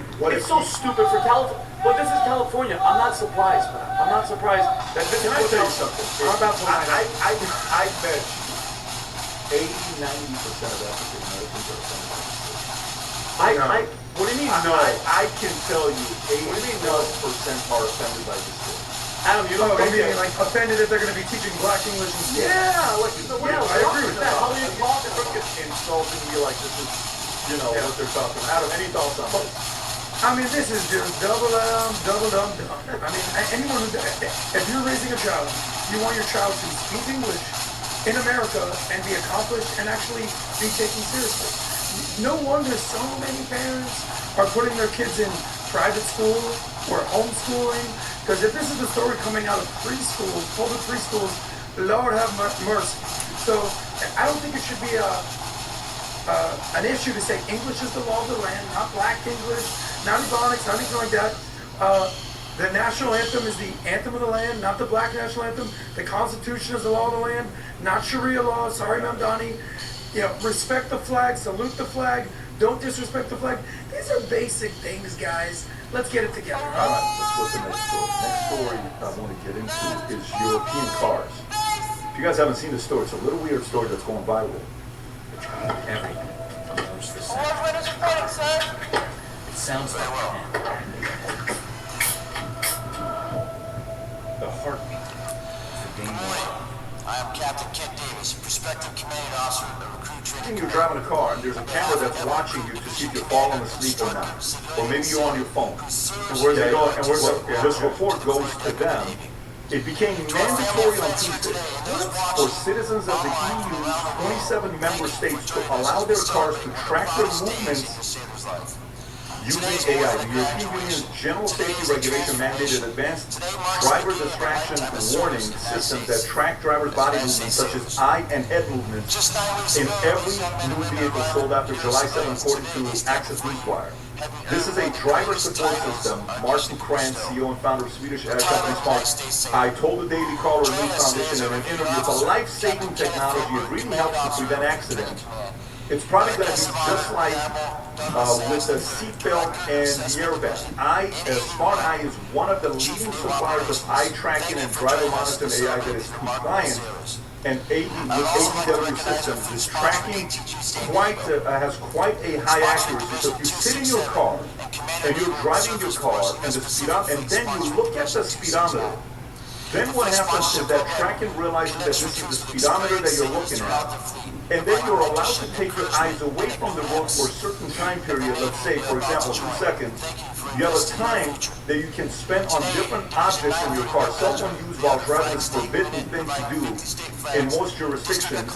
Then it can warn immediately. Keep your eyes on the road. Basically, it's actually illegal to do that. We told the DCNF.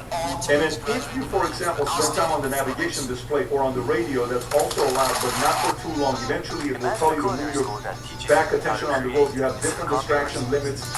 They have a distraction limits on the street. No one's going to call the authorities, and no one's going to tell you and send along to the police or anything like that, but it's going to be different for different car makers.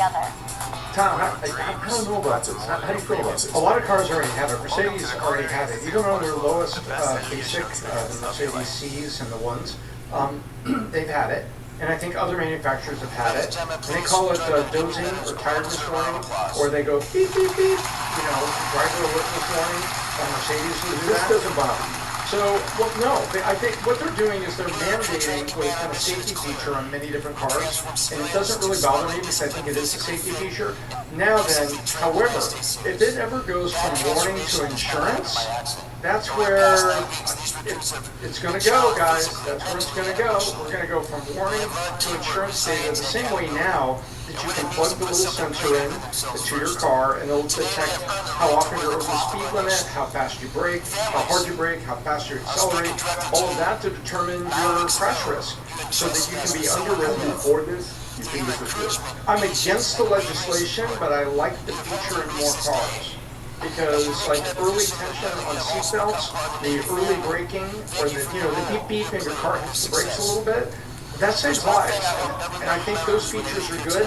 But what concerns me is the full loop here, Pat. This will go to law enforcement. This will ultimately go to insurance. And then it's going to be, well, wait a minute. If I have a good driving record, yet you think I've looked down too many times, you're going to re-rate me? Now I got a problem. So that is going to happen. I know. It's eventually going to lead into that. And by the way, if they're watching, do you think they're also listening? Absolutely. At 100% that. I love that you brought that up. If you don't, it started in the streets with the cameras. Now it's in your car. They're right. And where are they sending that? You made a great point. You know they're sharing it with all their government agencies to find out who you are. I get the safety, but that's how they sell you. They sell you with safety. It's in the street. It's in your car. It's in your house. It's over here. And next thing you know, it's going to be China. China, you walk around that in your face, and they'll grab your face and they'll charge you for a ticket. And they're having so many freaking problems over there because it's surveillance state to the T. I don't like it. Because you don't know who the hell's taking this information and what they're doing. And going back to your point, the airport stop, you know that face scan?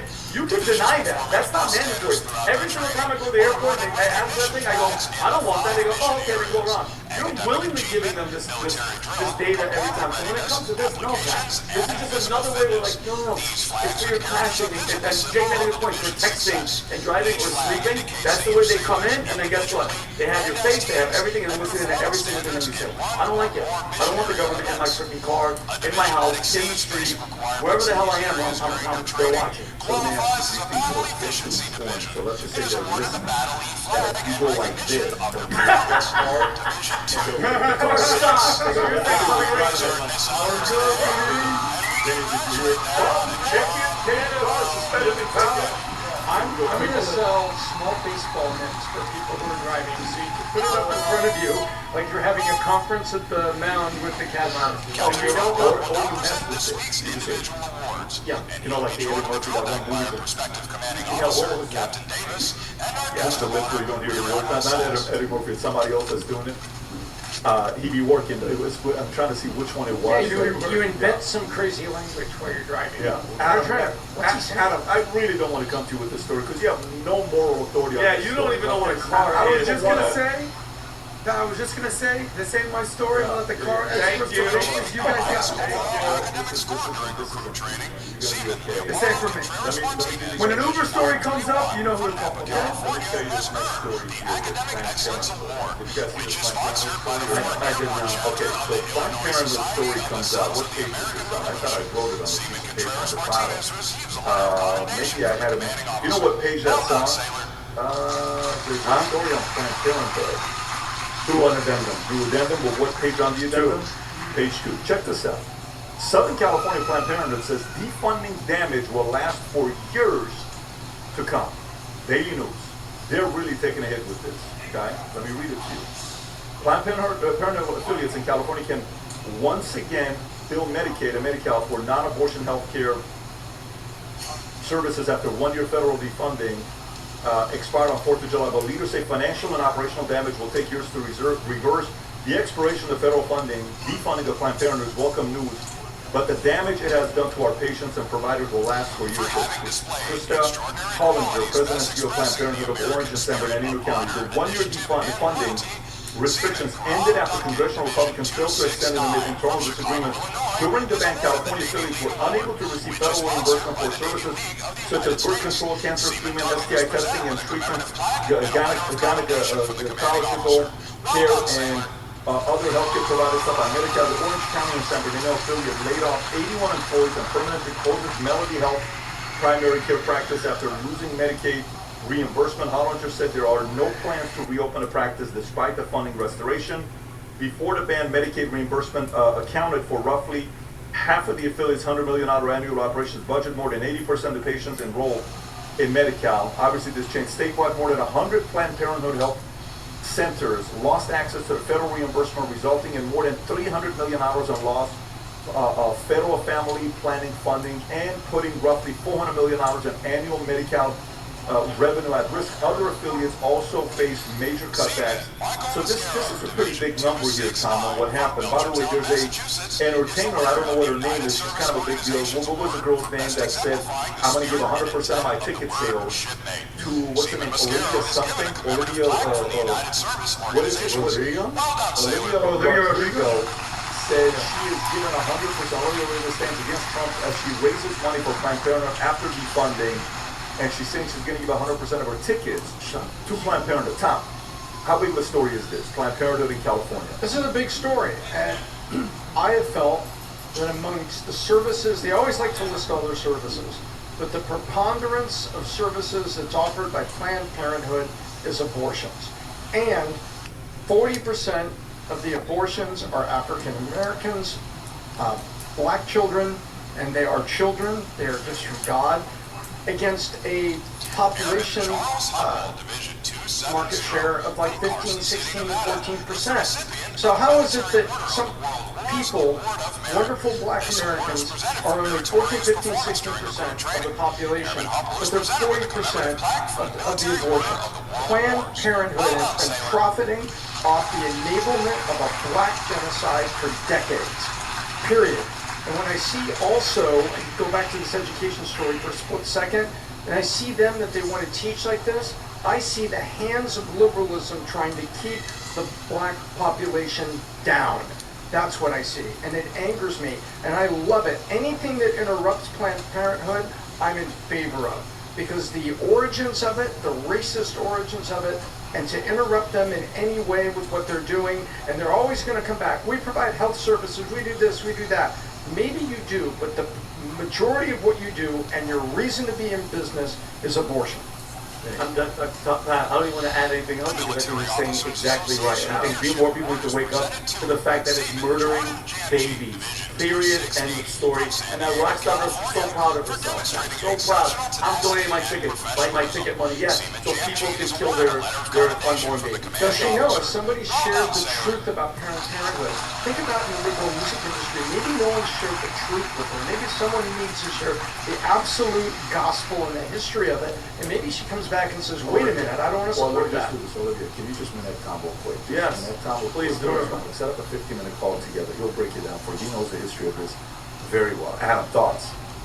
I'm not anti-Planned Parenthood. I'm not pro-abortion whatsoever. I don't have a horse in this race. From the research I've done, I know they do a lot of other things. STD checking, birth control, cancer screenings. I think a vast majority of what they do may not be abortions.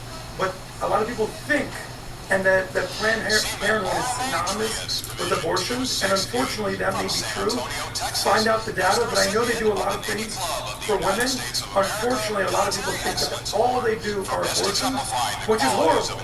Not condoning them whatsoever, but I have a feeling they do a lot of other things for women, not just abortions, but check the facts. But Adam, I'm almost, but if you hear Planned Parenthood, that's where you go to kill your babies. I grew up on the East Coast.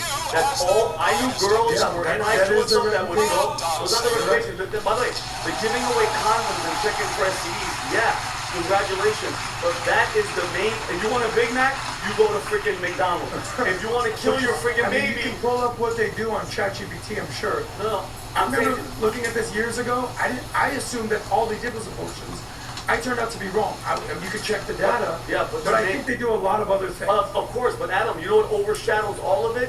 Killing babies. Like, that's the number one thing. And it's, Adam, it's millions and millions of freaking babies. And he made a great point that you know how much of the African American community, like, the population would be bigger if it wasn't for them solely? We're talking about millions and millions and millions of more human beings. It's a horrible place. You have to be careful with the if only. You have to be careful with the if only, because once upon a time, Union Carbide poisoned a lot of people in Bhopal. Oh, all those people died in Bhopal, India, because of Union Carbide. But Union Carbide does so much more. No, you look at what they're doing, and you look at the errors are like. This is the Margaret Sanger founded the organization that in the 20th century to a primary advocate for legal birth control at a time where contraception was largely illegal. However, she also interacted with the eugenics movement, which was influential among many academic scientists and reformers during the era. She spoke at conferences organized by eugenic groups, believed that some hereditary diseases and severe disabilities should not be passed on, argued that access to birth control could improve society by reducing poverty and improving maternal health, used language about fitness and unfitness that today is widely regarded as offensive and rooted in eugenic thinking. The Negro Project most frequently cited evidence in Sanger's Negro Project launched in 1939. The project aimed to expand access to birth control to predominantly black communities in the rural South. Critics argue it was an effort to reduce the black population. Supporters and many historians argue the opposite, that it sought to address high maternal mortality and poor access to health care by working with black physicians, nurses, and clergy. And often quoted lines from one of Sanger's latter reads: "We do not want the word to get out that we want to exterminate the Negro population." Oh, and the founder of Planned Parenthood. FYI, this is a liberal. That's a hardcore liberal spin, because yes, 1,000% liberal spin. She said what she was trying to do. She said she was trying to wipe people out. In 2024 or 2025, the Planned Parenthood affiliates reported providing 434,450 abortions during that period. You know how much they do a day? Roughly 1,900 babies murdered every single day. To hell with the condoms and, okay, you have an STD, whatever, go to the clinic. 1,900 babies are killed every day. Every day, almost 1,200 kids are murdered.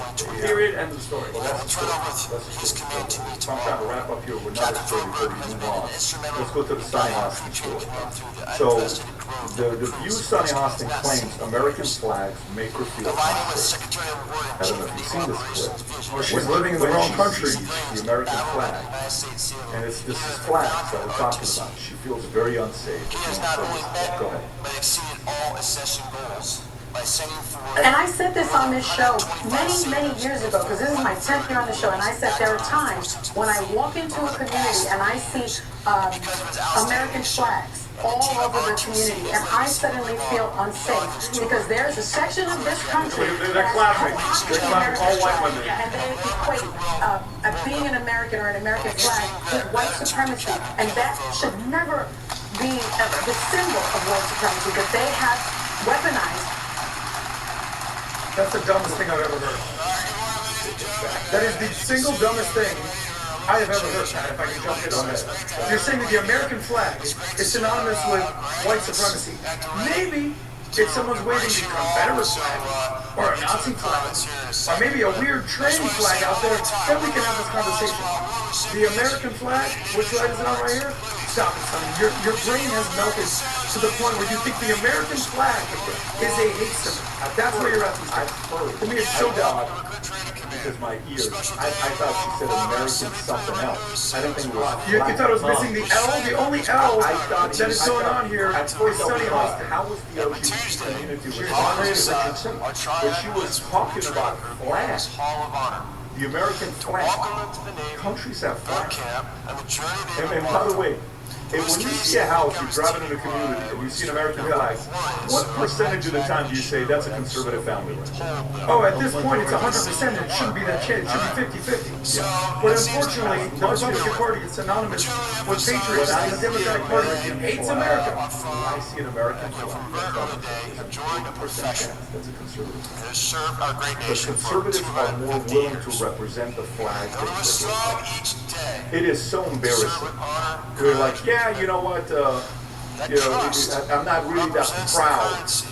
I'm not really that proud when I see an American flag. Stop it, man. And just be proud of. And this is around 4th of July when you're saying this. And she knows better. And by the way, didn't they do something with her ancestry that they found out that her family owned slaves? Pat, yes. And she was like, oh my God, that's fun. I didn't know that. She was slave owners. Yeah. She was like, not even, she's like, there's no way that's true. There's no way that's true. Which one is it, Sonny Austin? Yeah, descendants were slave owners. Go play first play on this one. Listen to this. Tomorrow, recruit training command Cap Davis is. I'm a little bit shocked. I just always thought of myself as Puerto Rican, half Puerto Rican. I didn't think I was, my family was originally from Spain and slaveholders. A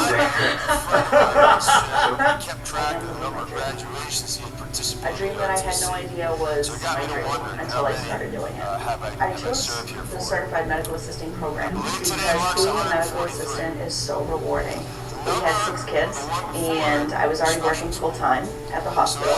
My husband said, you know, you can just do it. Maybe that decision in the beginning is difficult, but it's not impossible. It doesn't matter what is happening in your life. This is a doable thing. So you always have to show the two clips together. So your family, you know, like the proper way to introduce her is the descendants of slave owners. Sonny Austin, the descendants of slave owners. The descendants of slave owners. A descendant of a slave owner. I mean, just stop, like, you know, you get to the part when you walk around like you're cracked on stinks, like you're better than everybody else, and you know what's right, and this holier than thou BS. Knock it off, buddy. Knock it off. And sport an American flag if you live in America. What are we showing, by the way? What is that, a house for sale or a house? Is it a glass house by any chance? Pat, in regard to your story about the mice and she might have slaves then, because if that's coming down from generation, she might have some slaves in the basement because of the mice situation. I don't think she wants slaves. Can I give you some data, people? Her grandparents. I'm just going to give you some data. There was some recent polling out there, I think it was from Gallup. 93% of Republicans are extremely proud to be American. Only 1% of Republicans said they have little pride in America.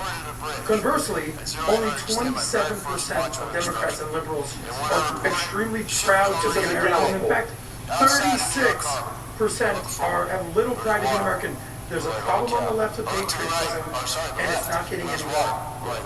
But you know, here's the thing, because that's all and no wonder why so many of these middle-aged liberal women are just angry and bitter, because they're sitting home watching this disgusting show. It's just all negative, anti-man, anti-America, anti-everything. And the thing is, you love this place. You put your $1 million house and everything. And like, it's as if, Pat, if I complain that much about this country, I would expect you, as my friend, all of you, to be like, Vinny, maybe you should leave. Maybe you should get, with all your money, no, Adam, I'm dead serious, go somewhere where you're happy. You're clearly not happy here. Rosie O'Donnell at least had the bravery to leave. Yeah, she's coming back to make more money on the show, but just get the hell out of here. Nobody's holding you hostage. You're not a slave here. Studying hostage. Yeah. have no historical perspective. Hey, PBD, I want to point out a fact to you. Do you remember when you debated all the kids on Jubilee and you found out how much it cost to renounce your citizenship? Do you remember the cost? They lowered it to 24. It used to be $2,400. Congratulations, everybody hates America. They've reduced the price to $450. Talk about save that money. If you want to leave the country, now's a great time to get a great deal on a one-way trip out of here. Always remember, chance favors the Charlie prepared Kirk, mind. the hearing right now that's Practice a taking little place. mastery. One of the most chilling moments was when the judge flinches while watching Charlie Kirk's assassination footage. Have you seen this clip? I didn't. I haven't Okay, so watched when you see the judge, he's seen it. I don't know if he's seen it for the first time or he just saw it. It looks like he just saw it for the first time.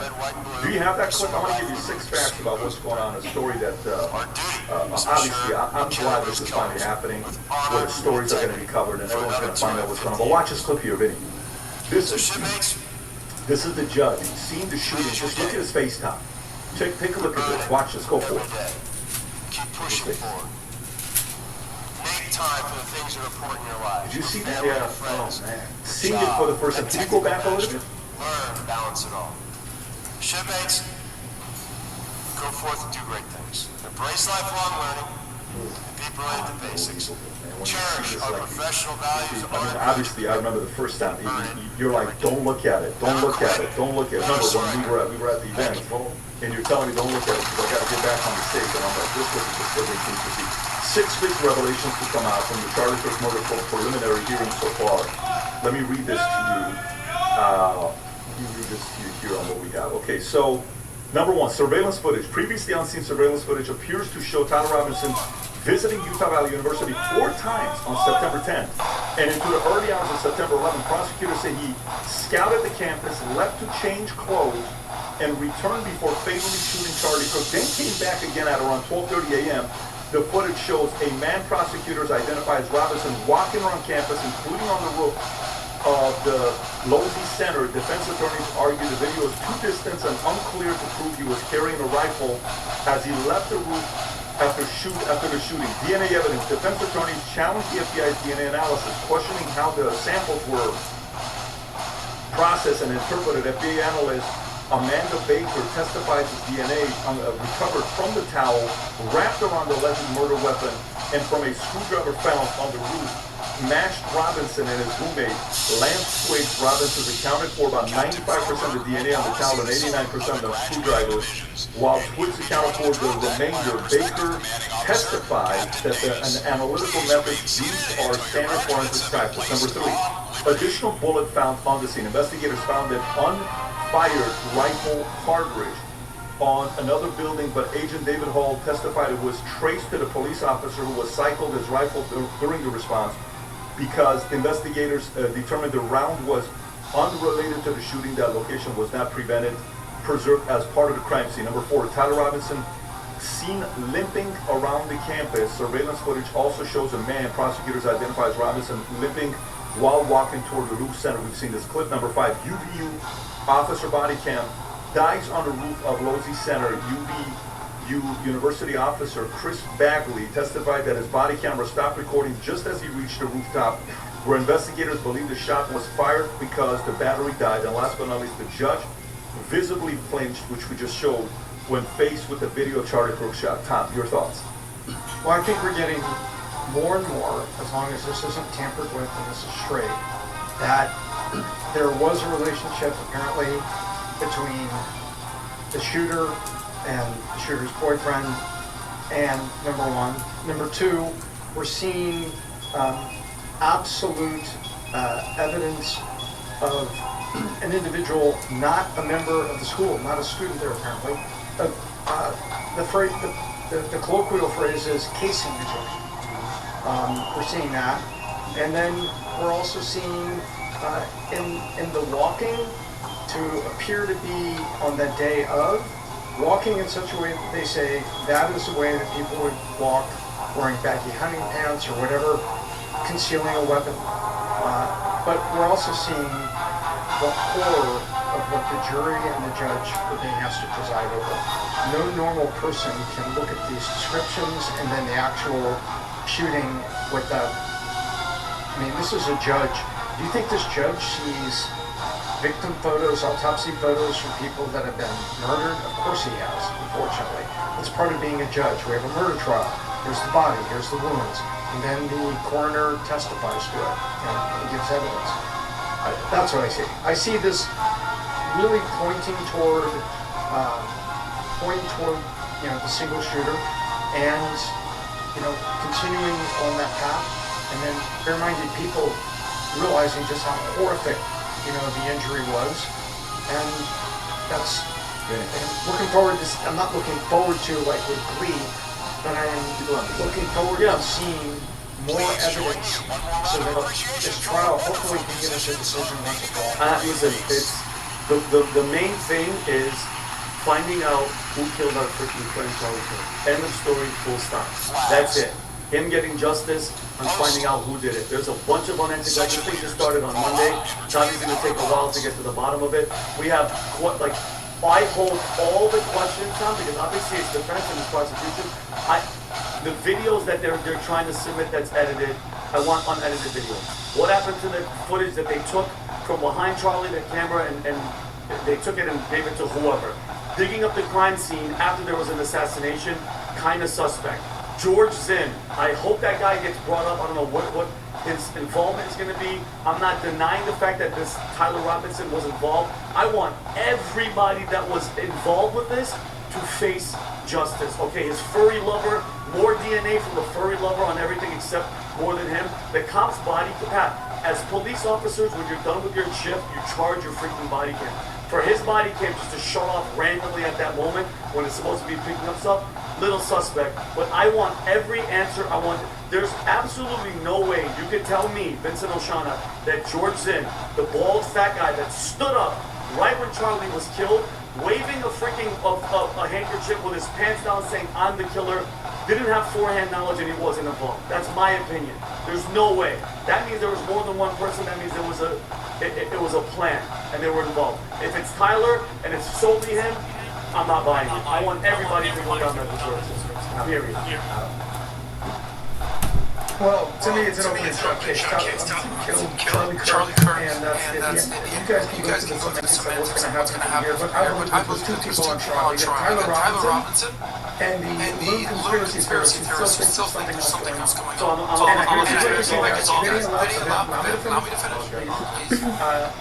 In my opinion, Tyler Robinson will be found guilty, and it won't be anybody else. There won't be Egyptian planes. It won't be the French Legion. It won't be Bibi Netanyahu. It'll be Tyler Robinson. That's what happens. And the evidence will show that, and we'll see what happens. We'll see what happens from there. For me, there's a couple of winners and losers at the end of it. The big winner here is going to be Charlie's legacy. Because we can just put this thing in the story, discuss these situations to rest what happens. TPUSA, Erica Kirk, Charlie's legacy, and the truth are all going to be the big winners here. The big losers here are the conspiracy theorists, the people who, I don't know if you know, but you know what I'm talking about. The people who are profiting off Charlie's death, telling lies, telling nonsensical, vile, mistruths. You know who I'm talking about. So the big loser ultimately will be America, because we lost one of our greatest leaders and our greatest unifiers and synergists, and we've had, 6 to 9 months of ridiculous stories and accusations. When the truth will come out, it's Tyler Robinson. We know it's Tyler Robinson, and the truth will set you free. And the people who have been spouting lies, you're going to get everything you deserve eventually. Adam, so this is the third day of the trial, and you've already wrapped up everything. That it was just him. I said that's my opinion. No, you said you gave an opinion. You said closed case. Hold on. I believe you said open and closed case. Okay, so that's your opinion. No, Adam, and that's fine. Adam, because you are one of the people that just takes something and you just believe it, it's end of story.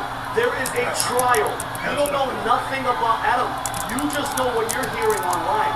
Let the trial go on. Adam, because you don't care. Adam, can I finish? This is when you don't have a good point and you have nothing to defend. You have to talk over, which you constantly do because you can't stop talking and listen for 2 seconds. Go ahead. Have you followed anything? Have you done any research? Have you even investigated anything?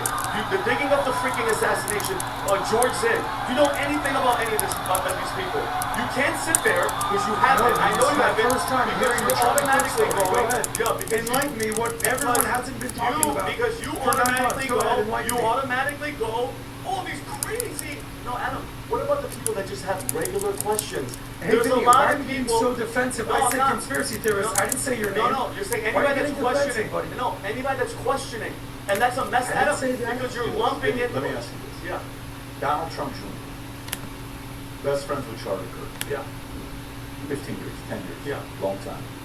He tweets a day ago. Fact. Tyler Robinson was on the Utah Valley University campus 4 times before the 10th, and the early hours approximately 12:40 a.m. on September 11th. Major detail no one seems to be talking about. Tyler Robinson was not a student at UVU. Yes. How do you process that information? That means he was doing what Tom was doing, casing, looking, trying to figure out how to kill Charlie. That's 100%. I agree with that. So let's put this stuff on what you believe, because I think the audience kind of probably is going to want to know where you stand and where I stand. Yeah. With that fact, where do you put the percentage that Tyler Robinson is the killer of Charlie Kirk? If with bullet forensics and everything, Pat. No, just with this fact. Oh, let me just say the fact. He was on the campus 4 times between the 10th and the 11th, approximately 12:40 a.m. You know what 12:40 a.m. is? Past midnight. Yes. Okay. He's not a student there. Mm-hmm. What does this fact do to you? Fact doing, he was 100% involved in the assassination. Okay, what percentage do you put that he killed him? Probably 90%. Okay, so are we talking? Hold on. No. Hold on. By the way, this is the part that it's important to qualify for the audience. Yeah. So yours, because Vinny, it comes across that 90% you believe it's not Tyler Robinson. No, That's not what you're saying. No. What you're saying is, I want to make that additional 10% to 100%. That's all you're saying. Exactly what I'm saying. Then guess what? I think that's a very reasonable position. Yes, thank you. Yeah, to me, this is why there's trials. Yes.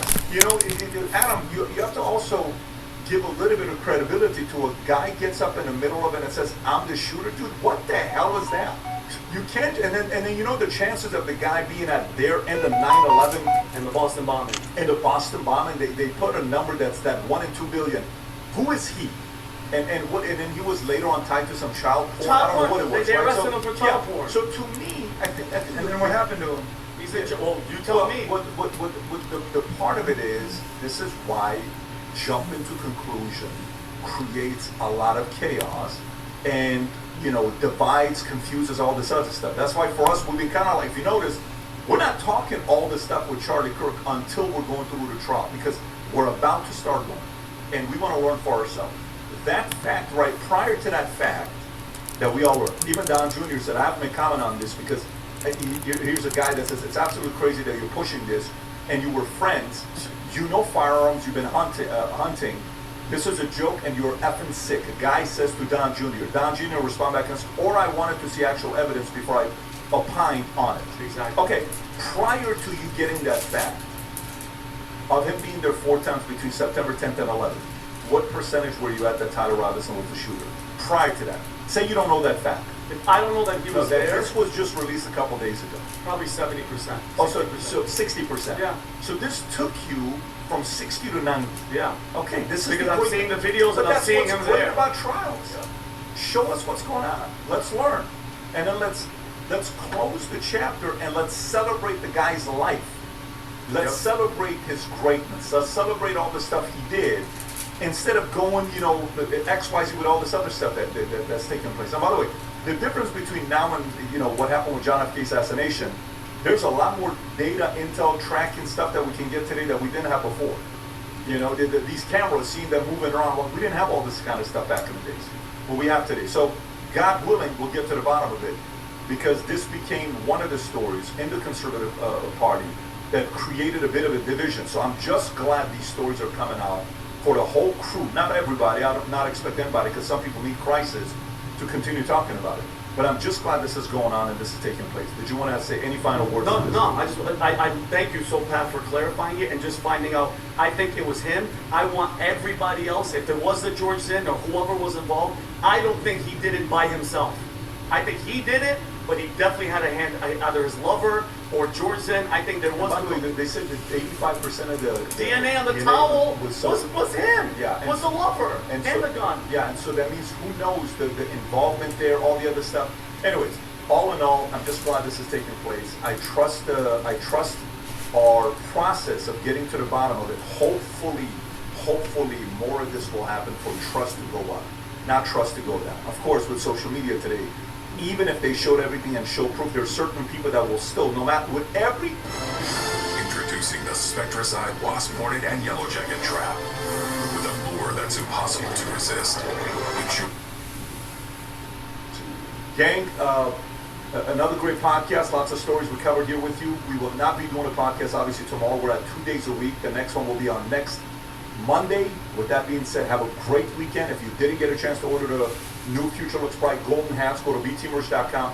Place your order. Go to vtmerch.com. Place your order of the latest golden Future Looks Bright hat that came out. The new arrival, gold standard. Go to vtmerch.com. It's on the homepage. Place an order for yourself or a loved one. Take care, everybody. God bless. Take care. Bye-bye. Bye-bye.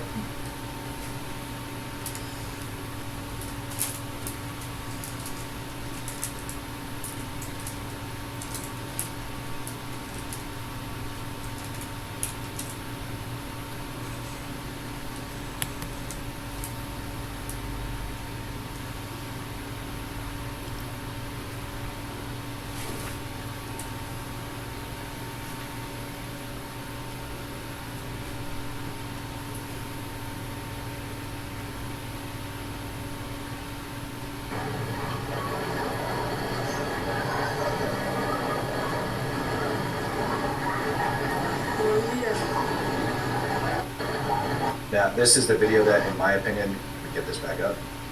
I think I showed this video last night. You can kind of see where the city edge kind of ends with a bunch of, it's either vegetation or buildings, and then this radar tower with a bunch of fires and crap like that are burning on it. So when we get down there, we go back to the map, and we go take a look. We do have vegetation stuff that's kind of like lined up right here. It says power station, but there's a bunch of vegetation along this road and this route that would be right in front of this area right here that's on fire. And then the next, equation would be finding that radio tower. I forget where it's at, but I found it last night. So I do believe that we ended up striking this last night as well. And that video that you just saw likely ended up coming out from this village or this area right here. This is why Iran's always shutting their stuff off, because you take these videos and just like quickly locate them for what has actually been hit. So we get a good battle damage assessment just off of open source information or open source intel of what the Iranians are posting. Israel, while they have their internet that's constantly turned on, when Iran was making these big freaking ballistic missile attacks and stuff like that against them, they wanted all of that crap turned off. This is a daylight view. This is a daylight view of the airbase on fire. No freaking clue where this is taken from, but we can assess that it's on, obviously a freaking major route or road running freaking alongside of it. So we could obviously go back and try to take a look at it and say that he's somewhere along this freaking road driving down, taking a look at it, likely somewhere over in this area, looking back over into the airbase. So did we strike the playground? Probably. Did we also strike this? Yeah, probably. That would be my opinion on that. We blew the shit out of this place and we blew the shit out of this place. So both of them ended up getting taken out. So that is that major strike that goes into it. Then the next biggest strategic target that the U.S. ended up taking out, believe it or not, I'm going to have to switch and go back to my old map because I forgot to put the video in. Obviously, we slammed Bandar Abbas. I showed last night a bunch of like tiny little boats and everything that ended up being taken out over there. So not only did we strike Bandar Abbas, Kashem Island, Sirte was the next biggest location that we ended up going and taking out. And with that, I'm going to go and switch my maps over after I show you guys this. So we've got all of these different reports from Al Jazeera. For some, less is more. Mom, can you hold this?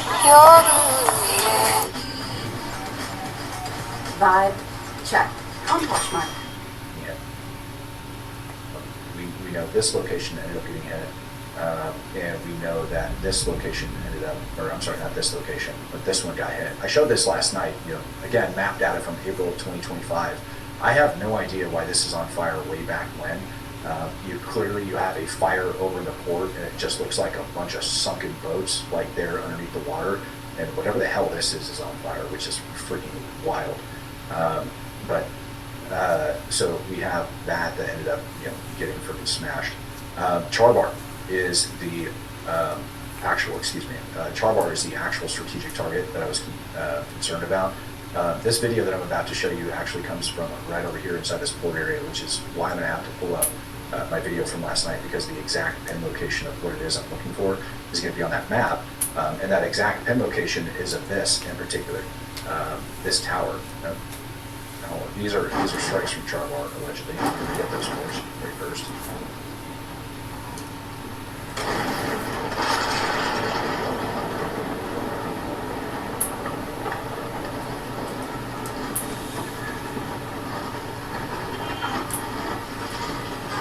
Sorry, I look at so many videos and I have so much stuff going on, I get confused from time to time about what it is.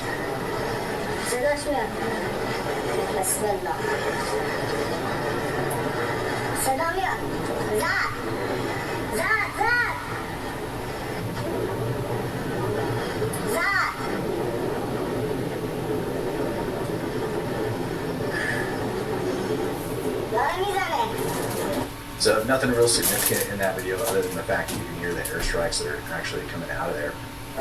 But there is a report, which I don't know why I didn't put it on there. There is a report that ends up showing this particular tower that ended up being smashed over there, which is strategic for kind of like the entire area. And I want to say it was Charbar that tower was out of. I don't want to get that wrong, because the next place, that's the place. So let me open up this other map for you guys real quick and show you guys this. So there we go.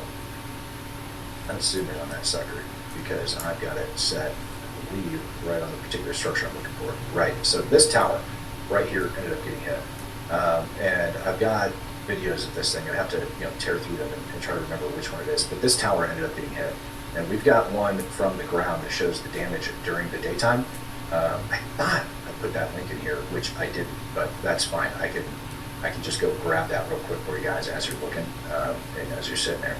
Let me just grab that. This video of this tower that ended up getting hit, here's two images of it. This is one of that tower that I just showed you guys on the map, and those last videos I played were strikes from within that area. We're now getting videos that are coming out of here that are showing this tower actually ended up getting struck by U.S. forces last night. This is probably the best example video so far. Here we go. I'm going to turn the music off because it's really annoying. But take a look at that sucker. Now, why is this important? Because allegedly this is like the tower that allows Iran to control the Strait of Hormuz. So the two massive messages that we ended up sending to Iran is that this tower ended up getting smoked. Therefore, you guys are not controlling all of these vessels like you think in the Strait of Hormuz. This was like their pride and joy, which blew my freaking mind because I don't know why this particular tower positioned where it's at. I mean, maybe it's for all the ships coming and going for everything, but clearly we ended up freaking leveling that. Well, not leveling it, but just putting a couple precision munitions in the upper floors of that thing and taking it out. So Lord only knows how many people that just ended up getting freaking killed. What's up there, Steph? Or Steve? Yeah. So it's so weird because when I read your name, Steven, not Stefan, I read it as Steven, but then you put Steph on there, which I would picture S-T-E-V-E, but maybe you can pronounce it Steve? I don't know, man. But yeah, what'd you miss? To give you a quick rundown of what we're currently going over. We're currently going over the confirmation of this tower that ended up getting struck inside Charbar, that ended up getting taken out, and this tower reportedly controls the traffic going in and out of the Strait of Hormuz. This is like their major, this is what is being reported. This isn't coming from that. I don't know that much about this crap, but this tower that we're looking at right here is this tower inside of Where did it go? Just had it up. Dang it. Gosh dang it. There it is. That's this tower right here that ended up getting smashed. So that one allegedly ends up going through the entire Strait of Hormuz, controlling all of the sea traffic that's going through there. So this is one big message that the U.S. ended up sending.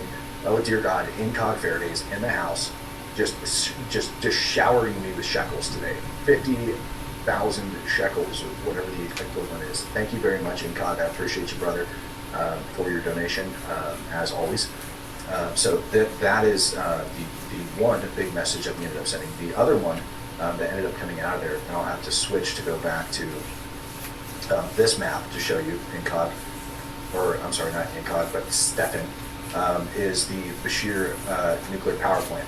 Okay, we've got video confirmation of the Bashir nuclear power plant that ended up getting struck. It certainly appears anyways that we didn't strike the reactor itself. It looks like we actually struck this field kind of over here off the side. I showed 2 videos earlier. You can rewind them so I don't have to put everybody through that nightmare of geolocating again. But one video appears to have come from somewhere over off in this direction, looking out this way up towards the mountains. And the other one appears anyways to have came from this mountain range. Woo. Oh, come on. From this mountain range, looking all the way down over on the nuclear power plant itself, which you can pretty much draw a straight line to, and end up establishing that we ended up hitting this field right over here somewhere. General vicinity ended up taking out their power generation. The reason I think we ended up doing that was not so much, well, one, to send a message about your nuclear power plant sucks ass, but 2, there's a IRGC base right down the road from there. I can't remember the name of the dang town, which is why I have everything picked on the map. But there's I think this is it. There's an IRGC air base right outside of here. If we were to look at it, where did that town go? Did we go into the mountains? Probably right over in here somewhere. Somewhere along this mountain range is an IRGC air base that ends up going in there. Is that it? Nope, that's not it. Anyways, or not airbase. There. Nope, that's not it. There's an IRGC base hidden somewhere in these hills. I've got it pinned on the other map, and then likely we ended up cutting off that power to make sure that that place ended up getting taken out. I mean, maybe I'm way off, but yeah, no, I don't think I am. I feel it is somewhere right over here. And so yeah, that base ended up getting taken out. That's what you missed so far. In addition to that, when we get back over, Iran ended up launching numerous ballistic missiles over the course of the last 12 hours. Targeting Jordan, targeting Camp Arif John over inside of Kuwait, the Al-Salim Air Base. I'm sorry. Camp Arif John and Al-Salim. Pretty much everything ended up getting shot down out of the sky over there, minus 1 or 2, but those are assessed to have landed somewhere out in the desert. And then reported impacts over inside of Bahrain, right down over here. And those videos look like we actually do have a strike on the 5th Fleet headquarters over inside of Bahrain. We did a little bit of geolocating on that, assessing that we likely had a video taken somewhere from Manama that looked out over here, and we probably had 1, maybe 2 missiles that ended up impacting this airbase. We do have videos of smoke and stuff like that that are coming out of it from this morning, allegedly. None of that has been confirmed by CENTCOM as of yet.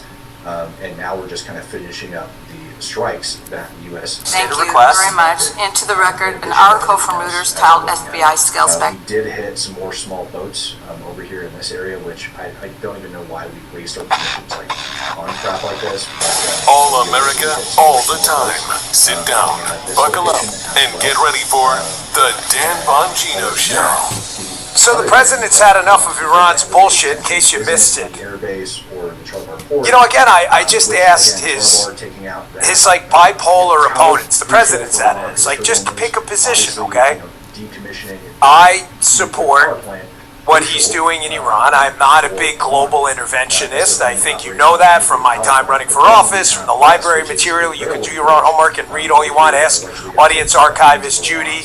However, in this case, where we have an opportunity to get out ahead of a country that would clearly use a nuclear weapon against us the first moment they get one, or get on that track, or even get close, or can acquire or buy one, then we should take it. out. However, his bipolar opponents can't pick a position. When he debates and negotiates and goes back and forth with them and gives them an opportunity, they accuse him of chickening out. And then when he does something, when they bail out of the deal, on the MOU they criticize, they're like, this guy's a warmonger. I can't believe it. I've said this over and over. Just pick a coherent, logical, reasonable position and stick to it. We can disagree. I'd respect you.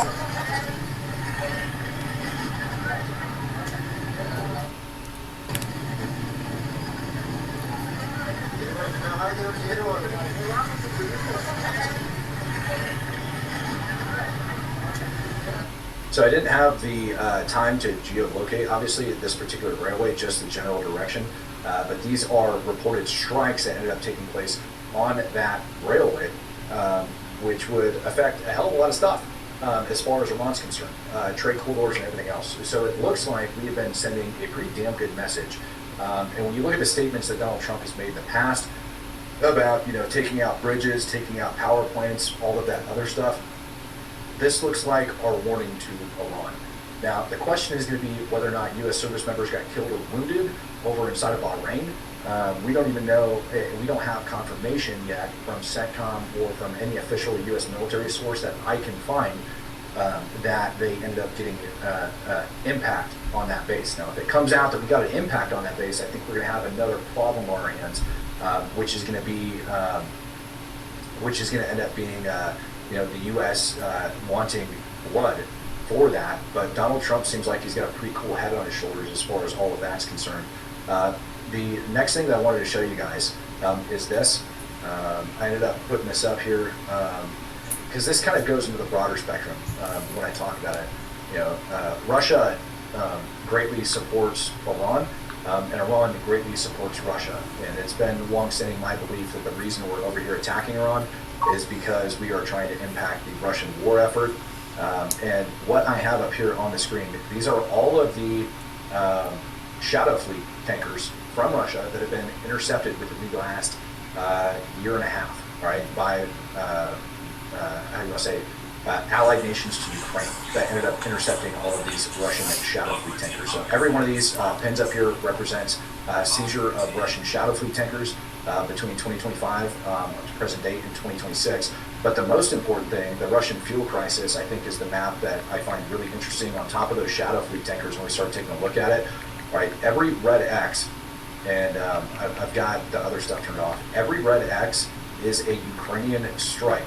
Okay, so every single one of these red X's is, and there's multiple, is Ukrainian strike on all of the different oil refineries across Russia that we can take a look at. And these are just, again, a compilation of them, not all of them.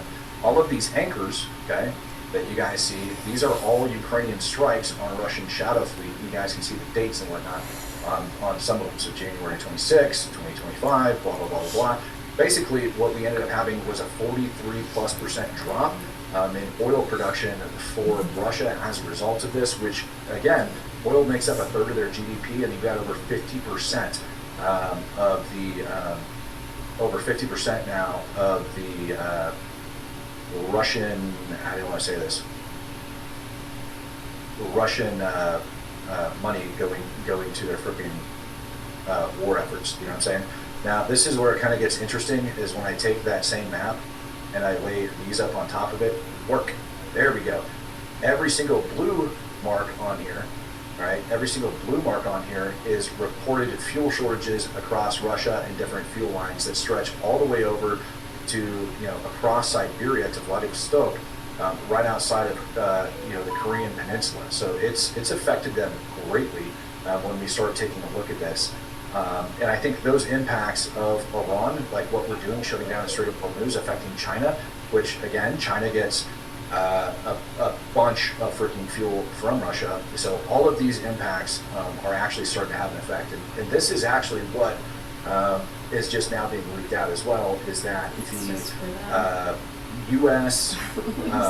intelligence agencies have been working with the Ukrainians in order to develop this plan.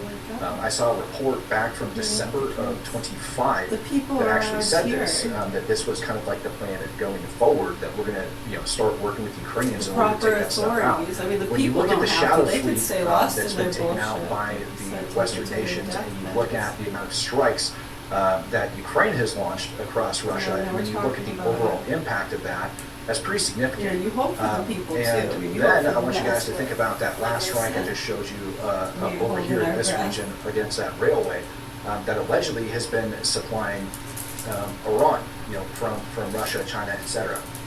Now, the reason, in my opinion, that that's kind of significant, and I believe that that is the reason for that strike, is because we have seen resupplies or humanitarian aid plus resupply, whatever, coming out of Turkmenistan and over into northern Iran, pouring over into Tehran. So these two wars, in my opinion, are drastically affecting each other. And this has kind of been like, just whatever, just the random scale. I mean, you're really just thinking and listening anyways, right? So no matter what these things are doing, don't buy into the BS.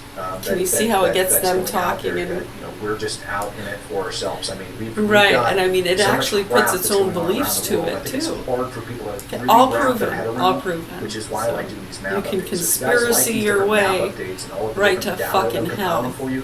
Make sure that you guys or are subscribed heaven. to the channel. Make sure you guys are following. Just and go. make sure that go to all of heaven, your go to alerts hell. are Just turned go on. the Don't fuck just read away that. Make from the sure proper all the alerts are turned authorities. on when you guys do Need that. to That help way these it's pushing them out kids. to you guys, so you know when something's going down. We're going live twice a day. All right, in the morning. When we say that, don't. If you think we're talking to you, 9 p.m. Eastern is when we're going live. we So make very sure well you may guys be. are tuned in. Make sure you have your notifications turned on. If something's But if you're not fucking the kids, and you're not one of these sick fucks around here committing fraud, lying, messing with state workers, targeting innocent people, and non-vaxxer, and maybe that was you. You were confused, and you really feared the non-vaxxer. So you almost feel like you're an accomplice. That's how they get people. They make everyone feel like they're in on it, poking and getting a rise out of people. Yeah, so it's been really sick and disturbing. And everyone thinks they know something and they're part of something. Is it a revolution? How epitomic. And you're Arab? You're Arab Christian? Assalamu alaikum. Where are you from? From Nazareth. Is the best place in the world for you to live?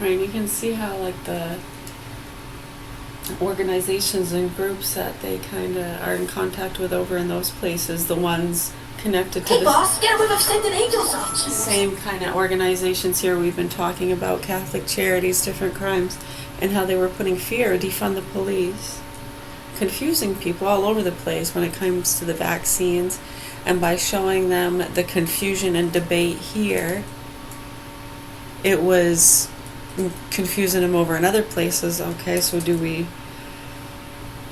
get a police force going, right? Because you think of the places trying to form police forces, get uniforms, get equipment, and then you have these people playing their games, putting people in a lot of danger. No, obviously I'm not talking about Trump. Really? Are you? Where are the news people to freaking? I'm confused. When people say that stuff, right, you think about what we're talking about and you just, yeah, obviously there's a lot of forces when it comes to funding and supplying police forces around the world. Wow, it's a pretty big deal. Just the buttons. Just for the buttons. The shoes. What are you talking about? It's a huge deal. You're talking, right? A lot. Right, so when you have those people doing the defund the police thing, I mean, was that a playing card just to hold things up?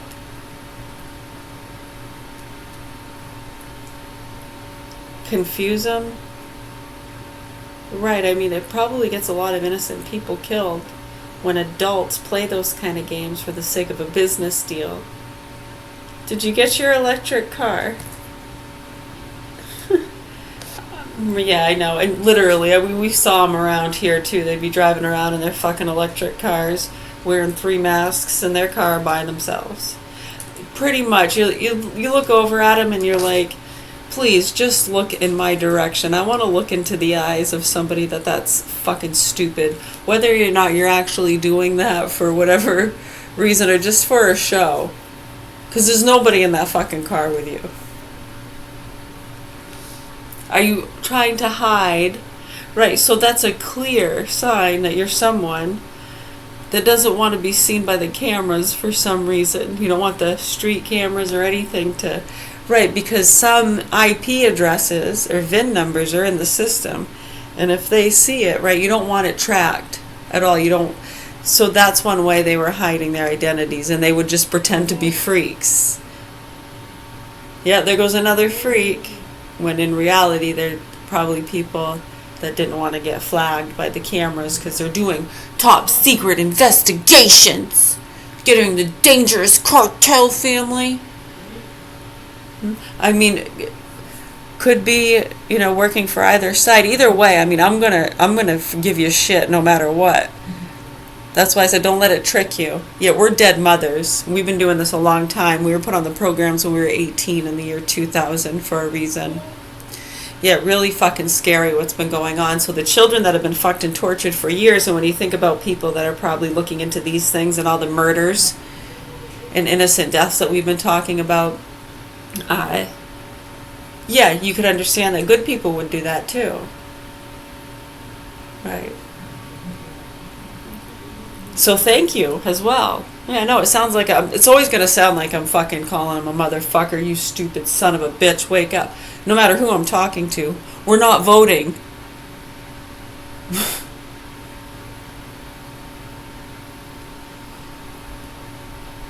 Take a number.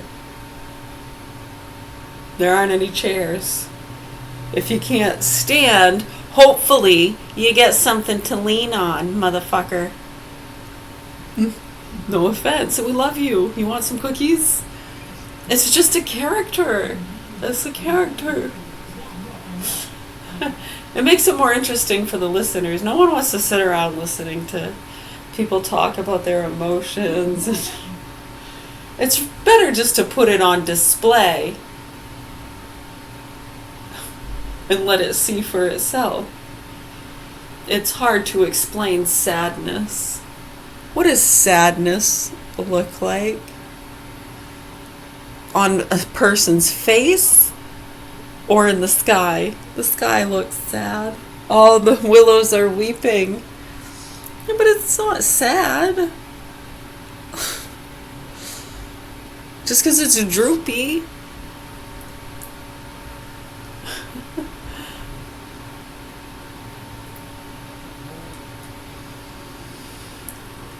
It's dangling. Doesn't mean it's sad.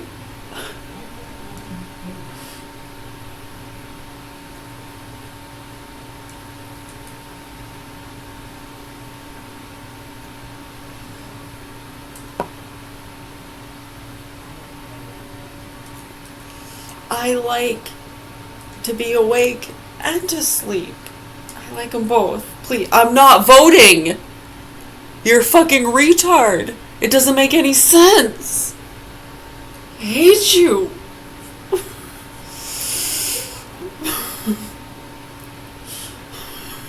Especially when it's rigged and they're telling you it's rigged. So it's like, okay, then you're telling me to vote? And I'm not American if I don't. You just said it's rigged. I hate you. What's a fucking woman? Oh my god. Oh my god. And the boys are in the girls' locker room. Well, how the fuck do you know the boys are in the girls' locker room if you don't know the fucking difference? Fucking morons. You're a bunch of fucking idiots. I hate you. From the bottom of my hateful, fucking, hateful, hate, motherfucking, fucking hateful heart. I hate you. Oh, I love you. Anyways. Oh, I love being me. Not that I really have a choice, so I better love it, right? Love it or leave it.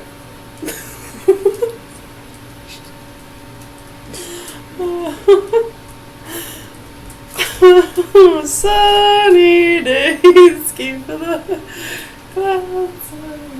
Alright. Anyways, I decided instead of making a neck warmer, I'm making a belt. Quiet the whole time. You get what I'm saying?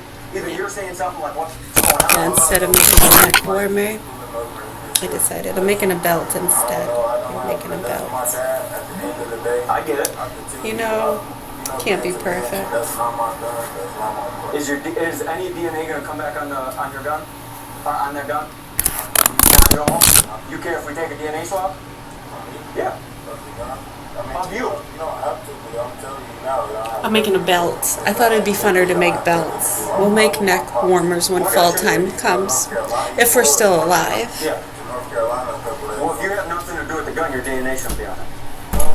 So you care if we take Will it I all live off? to see another fall? What about the weed and the ammo and everything? It's not my car. There's a scale on the passenger side too where you were sitting.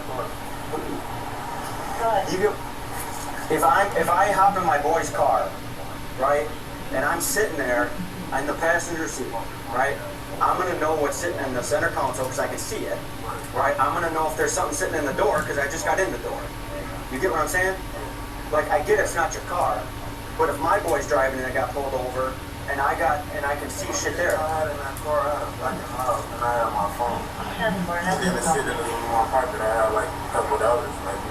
All right. So who's you selling weed? If people are selling weed, it is what it is. You can check the car. There's nothing in there. I don't have weed, nothing. Well, there's weed scales, a gun. It's not my car. It's not my car, my gun, nothing. I'm riding with my. Well, to be honest, I don't know whose car it is. It's not even registered. It's not my car. So your dad got like mental health issues or anything, or no? And my dad, he kind of like is like PTSD or something. Ever since that happened, he's been like losing his mind. And I really kind of feel bad because since he got shot. Yeah, because it's not even that. It's just like my dad. That's just him. He just changed to a different person now, and the shit. I don't know. So where did he get shot at? He got shot in the shit. No, like where? South side? Yeah, like West Dallas or South side of Milwaukee? South side of Milwaukee. All right. Did he report it? He already went to jail and stuff for that. For his shooting? No, he already like saw that shit like with the police and shit. Yeah, I'm saying so when he got shot, the police talked to him. Yeah. All right, cool. Hey! Guess what? Learning is no longer in one set place or on one set pace. Lock in with deals on all your game day snacks and groceries. Store game day deals for a limited time on Uber Eats. Luxury doesn't have to wait for an everything shower.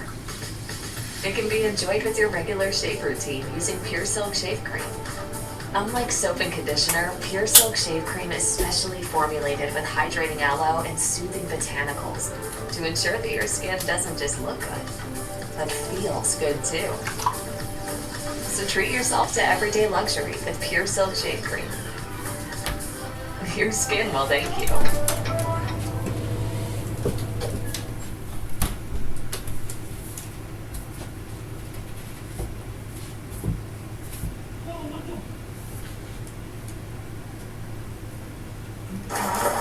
Did you check this side or no? Yeah, Okay. as much as I can, yeah. As much as folded weed. Yeah. And that's the cold. Yeah, I believe so. It looks.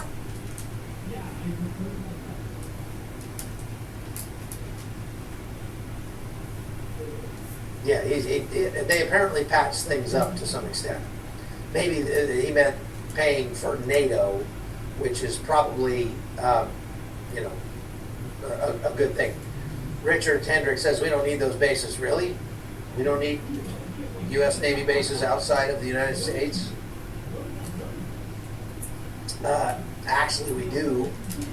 It makes it pretty difficult for us to project power if we don't have bases where we can do repairs and rearm and refit outside the U.S. Imagine those chips. Yeah, kind of like the Persian Gulf that are having, the schools. if we didn't have any bases nearby, you need healthcare. they would have to come all the way back to the United States to get, refit, repaired, whatever. You we need had food. one, I think it was an eating Eisenhower Ford that had a fire. Yeah, but you need food. I agree, but I'm not eating that. And I'll eat so they that, steamed over to Croatia and got it fixed in Croatia.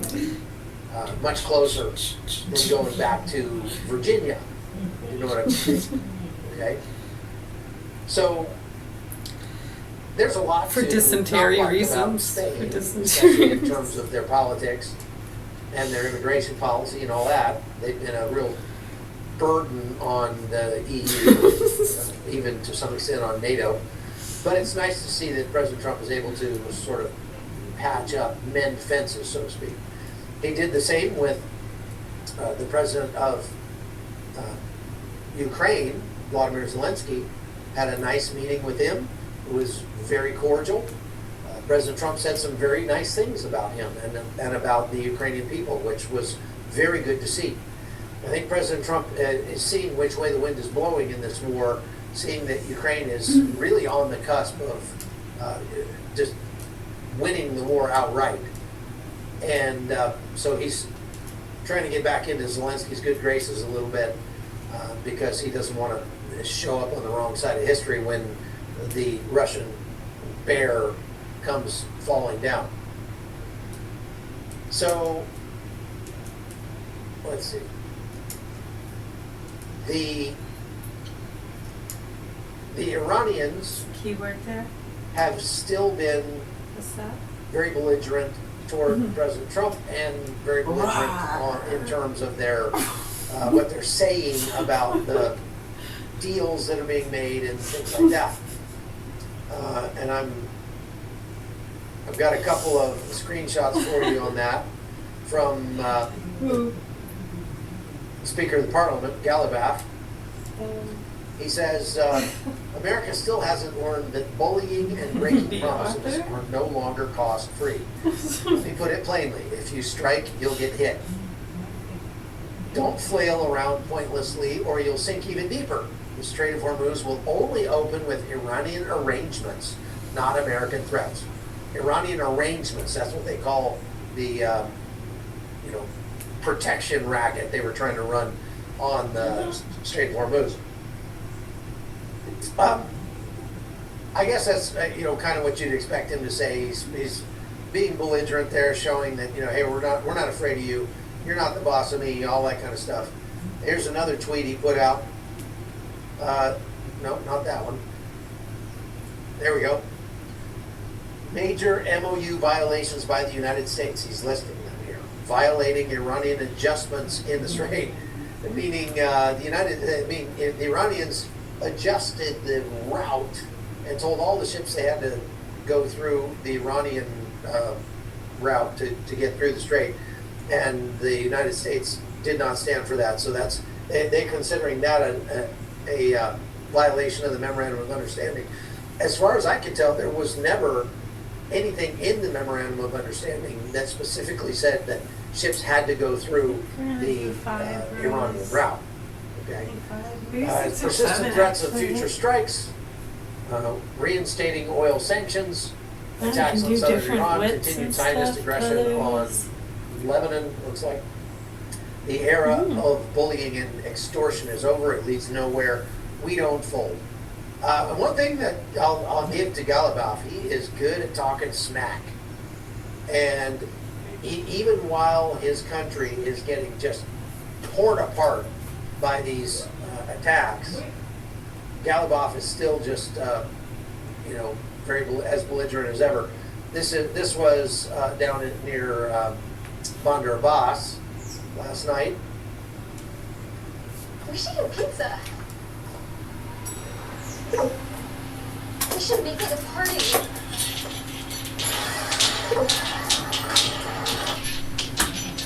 The building, this is interesting. have a building right there that literally has. Sorry, you can't hear me when it's so loud. They have a building right there that literally has a banner on it that says, "We will kill Trump." And that building is visible right there in the beginning of this video. And we're bombing very close to that building. We didn't bomb that building. Like that, we're going to flatten their building. I dropped one, it landed on my vibration board. But we're bombing targets over there near there. And those things down great. off, just act like. Yeah, I tried to test it out. Like I go like a duration without it for a while to really get an idea of. This is what that looked like. That was a missile launcher right there. I want to back that up. Yeah, I've been messing around with it for. Look at that. That is a missile launcher. What year is it? And so that's I've been messing around with it for about 4 years. They're going to be able to use to fire missiles at anybody. And the more of these launchers we take out, the faster this war is over. So yeah, about 4 or 5 years. Been using it off and on. Less off, more so on. So I think I'm going to pick it up a notch here soon. Try to take it easy and stuff. And my legs and tendons and ligaments and stuff. But it was a substantial strike. There's some more military hardware there. I'm not sure if those are launchers or not, but it goes. It has like 99 different levels. It goes from 0 to 100. Different this settings. is actually the runway. You can use it too. Put your hands on it in like a push-up position. I believe. And those really squares on the runway are boxes that they put out there to try to keep planes yeah, it's from supposed to landing. be 10 minutes on it. It's supposed to be equivalent to a 10-minute jog. I think I might have the increments off there, but I think that's it. I think it depends too on the speed you have it on. Yeah, because it'll show you too the calories burned if you're on level like 20.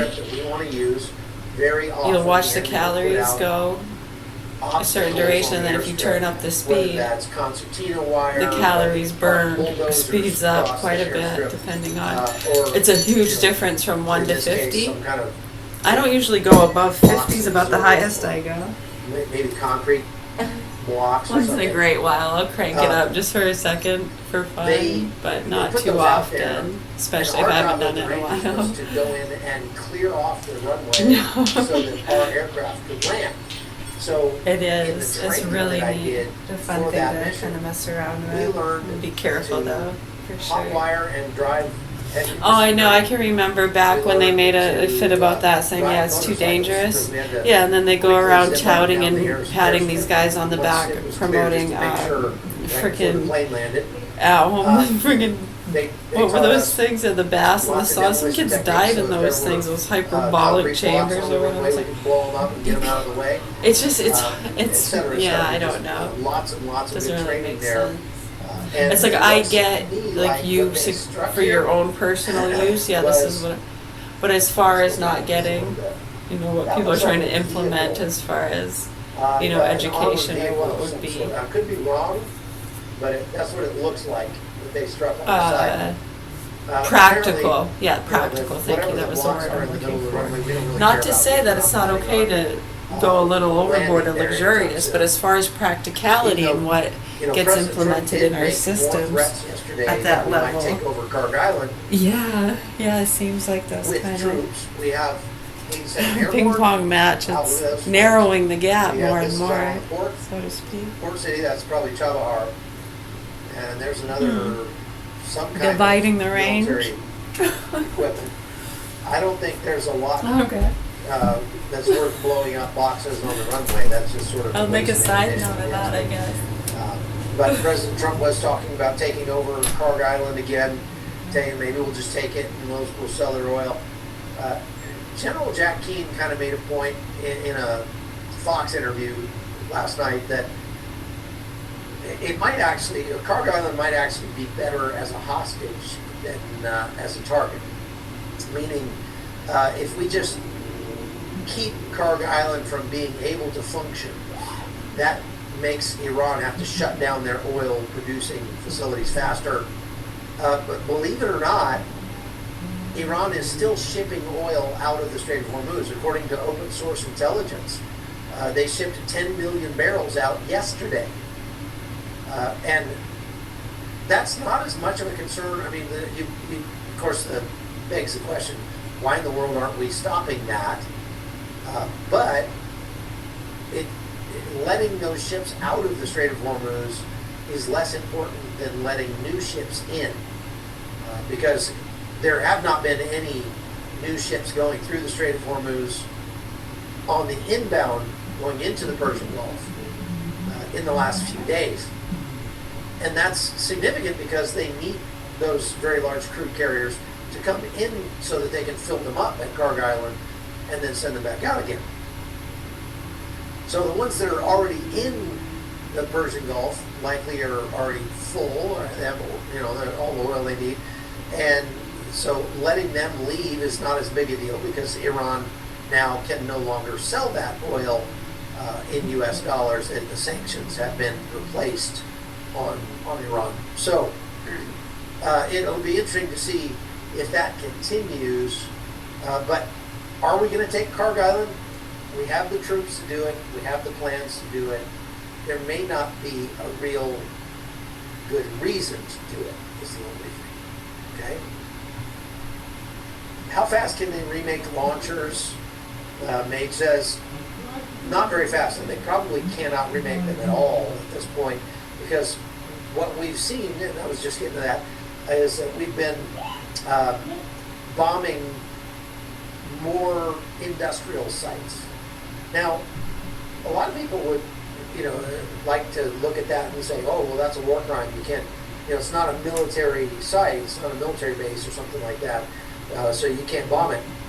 The problem is, these drones and missiles that Iran produces, that it uses to threaten its neighbors, are made with lots of dual-use components, electronics and metals and chemicals and things like that. So by bombing the industrial sites that make those chemicals or those metals or those components, we make it virtually impossible for them to rebuild their arsenal. And so we saw more of that last night. We also saw them hit, I believe, a nuclear power, I'm sorry, not a nuclear, an electrical generation site. Excuse me, because I have a video here of the power getting knocked out. Take a look at this.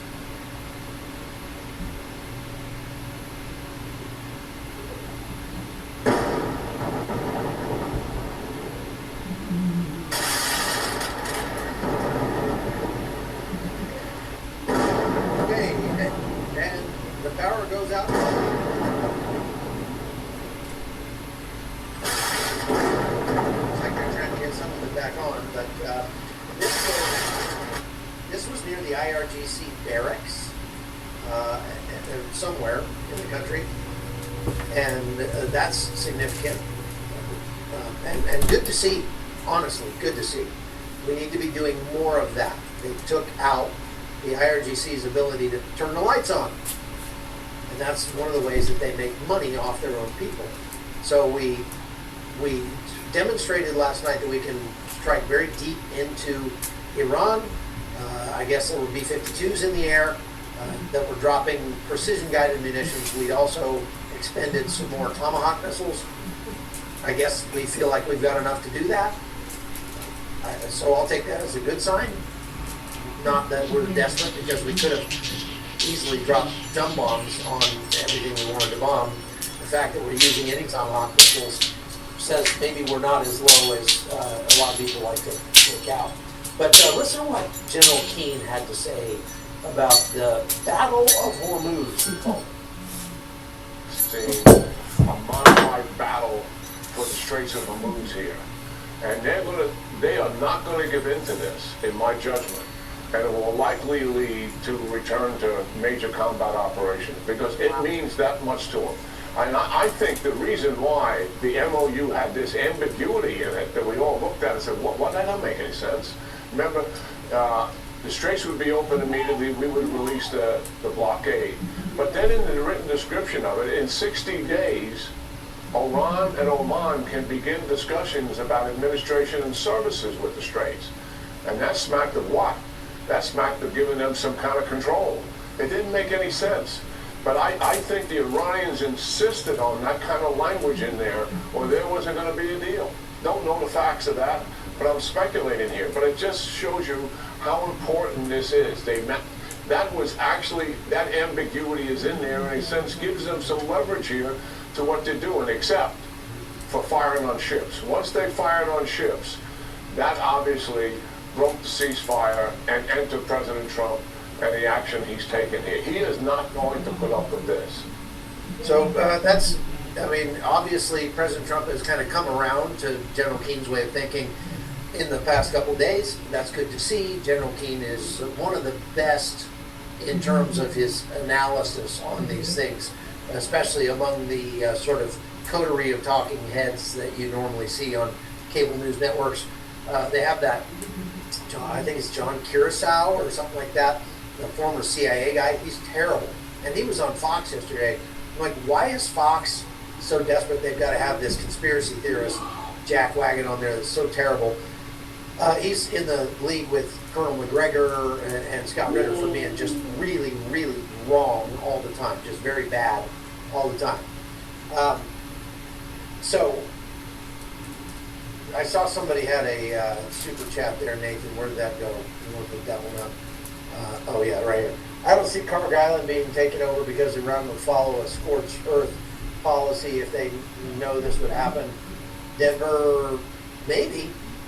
I mean, if we take over Carg Island and Iran says if we can't have it, nobody can have it, and they blow it up. I've talked about this before. I'm not sure that there's a real compelling need for us to put troops on the ground in this war right now, just yet, because we're not to that point. If we did put troops on the ground, I would say the mission that needed to be done would be recovering the highly enriched uranium.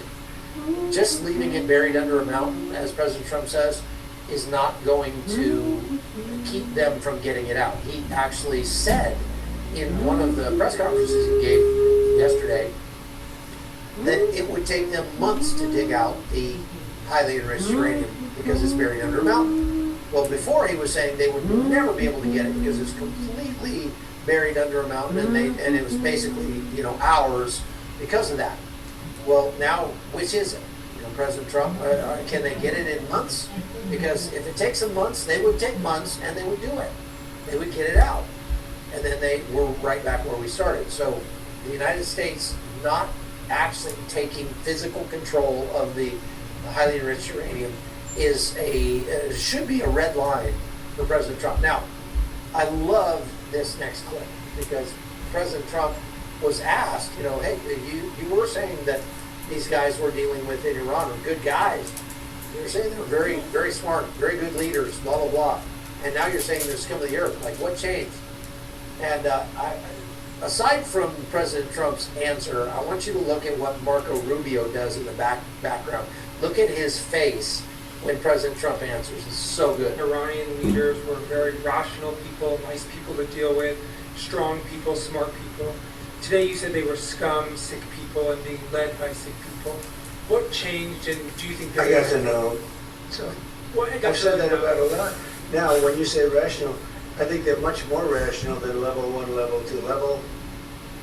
Yes, Rubio liked that one a lot, and I did too. That was pretty good. I got to know them. Well, after that press conference, when he got back on Air Force One, there's more to that story I'll talk about in a second. When he got back on Air Force One last night, he was talking to reporters, and he said that actually they called him and they really, really want a deal. Here's what he said. They're very hard, and I say we hit them 20-1. Every time they hit us, we're going to hit them 20. And we did it last night. We did a little something today, but it was really retribution for last night. They hit actually 3 boats, not 2. And when they hit, we hit back much harder. So he went on to say, they are now calling me and they badly want a deal. They desperately want a deal. Well, this is what he's been saying all along. And it's, I think, pretty apparent to everybody. that no, Iran really didn't want a deal. The only deal they wanted was one that gave them control over the Strait of Hormuz, because that, for them, is better than having a nuclear weapon, because that's a weapon that they can use all the time.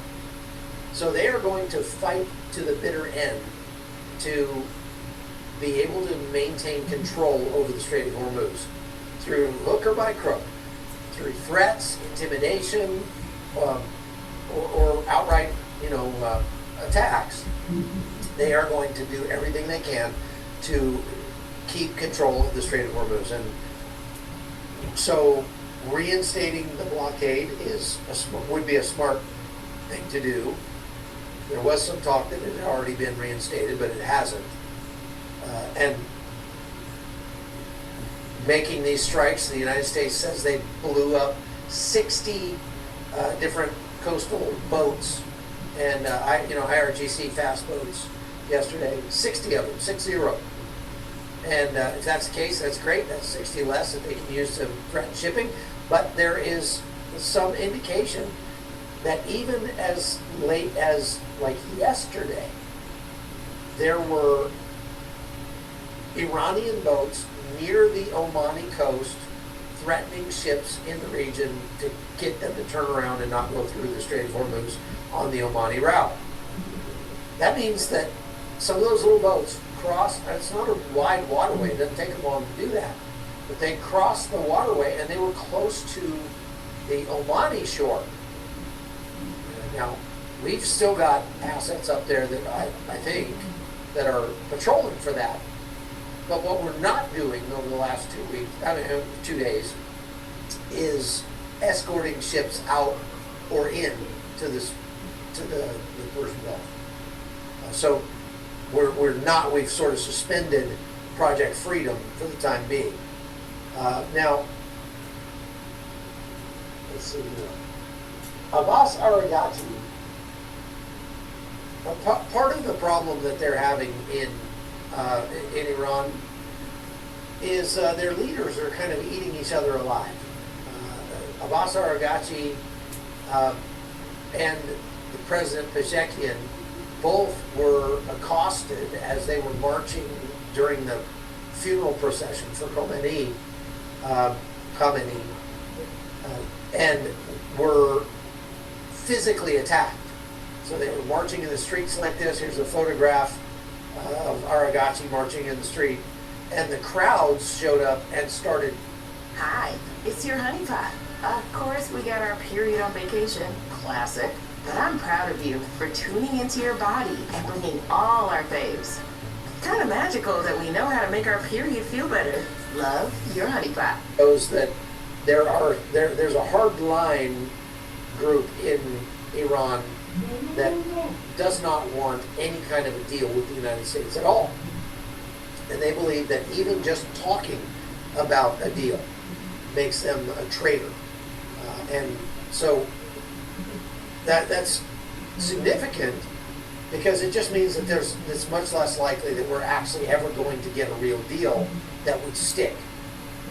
So meanwhile, the United States is continuing to try to put the screws to Iran and pressure them every way we can. One of the ways we're doing that is by pressuring Iraq to stop flows of money to the Iranian-backed militias. Iraq announced the other day that these Iranian-backed militias needed to turn in their weapons, give up, and disband. But apparently, they were actually funding some of those militias. And that comes from, they were trying to sort of fold those militias into their military and bring them under their control of their own military. And so they're saying, you guys can keep your militia over here, and we will just send you some money, and you act like you're part of our army, and then we can pretend that everything's hunky-dory. Well, the United States is saying, no, we don't want you to do that. And so that is another blow to Iran, because we're tightening the noose economically as well as militarily. Now, over to the airplane, and we've just got a couple minutes. This is a pretty interesting story. One other thing that we bombed, I told you we knocked out power, we hit industrial sites, and we're hitting railways here. This railway is the railway that goes from Turkmenistan to Tehran. It was normal for your car to have an e-brake. Do you have an e-brake? Let's see, if we go back over to the map. No. Let's see, maybe It seems pull like the map it's up just again. not there anymore. Remember when it just used to be in the way? We go right. Oh, And you got it. always Okay, they're had right. to make sure you Right put here, your here's e-brake Tehran. on. Most people would put it on just in Right case. in here somewhere up in the mountains. Where you crank There's it. a train track that Pull it comes up and through go here crank. and comes down to But you don't want to pull up on it too I hard. think it goes right alongside that road right there. But anyway, we're just outside of Tehran, up in the mountains up here. They struck that railway and blew it up. I know. So no more I had supplies coming in from my first Turkmenistan. one was And that's not as much of a loss as Standard it sounds tempo. because those train tracks are very easy to fix. They can fix those in a matter of hours and have it back up and running. So unless, now one thing we did bomb was a bridge, and that would be much harder to fix and get back up and running. So we're taking out, President Trump had threatened that we would take out bridges and factories and power plants, and we did all three of those last night. So kudos to President Trump for living up to his word for once on all of that. I'm very happy to see that happening. That brings us closer to a just resolution 98, for this. about 98. Now, I want to play this clip from President Trump when he got back to the States because, and you got to ignore the music in the background. A PBS reporter asked him a question, and he I think it was in really answer it. 86. It was in 86. Which wasn't, I mean, back then, you know, wasn't that old. It would have been a 12, 13-year-old car at that time. She's saying, how is it the taking red care of the Iranian pinstripe. people if you're bombing them? And actually, his answer was pretty good. Stripes. They were very tiny too, like really tiny red pinstripes. Let me just tell you, very fair question. The Iranian people, when they don't hear bombs go off, they're upset. They want to hear bombs because they want to be free. And the only reason they're not out protesting, you know that, is because they were informed that if they protest, like the wrestler and his friends, if they protest, they will be shot immediately. And that's an edict, that's in writing. If they protest, if they go out in the streets, they will be immediately shot. They don't have guns. You know, we sent some guns, but the group that was supposed to give, which I said would happen to my people, I said it, I called it exactly. We sent guns, a lot of guns. They were supposed to go to the people so they could fight back against these thugs. You know what happened? The people that they sent them to kept them. Now, hang on a second. I want to point that out. First of all, his answer about bombing Iranians, you know, saying that you're saving them, is absolutely true. And from every account that I've heard talking to Iranians, I just came back from Armenia on the border with Iran and was talking to Iranians in Armenia, and they also said exactly the same thing. We want President Trump to keep bombing our country. That we know this is our only chance. Okay, so President Trump was 100% correct about that. Now, what he's maybe a little confused on is he's talking about the Kurds, that we sent weapons to the Kurds and the Kurds kept them. They were supposed to be for the people in Iran. Well, here's the thing, the Kurds are the people in Iran. I mean, the Kurdish, the only actual organized and trained militias that we would want to work with in Iran are the Kurds. So if we sent them weapons and they kept those weapons, that's fine. We just want them to use the weapons and not just hang them over their fireplace or something.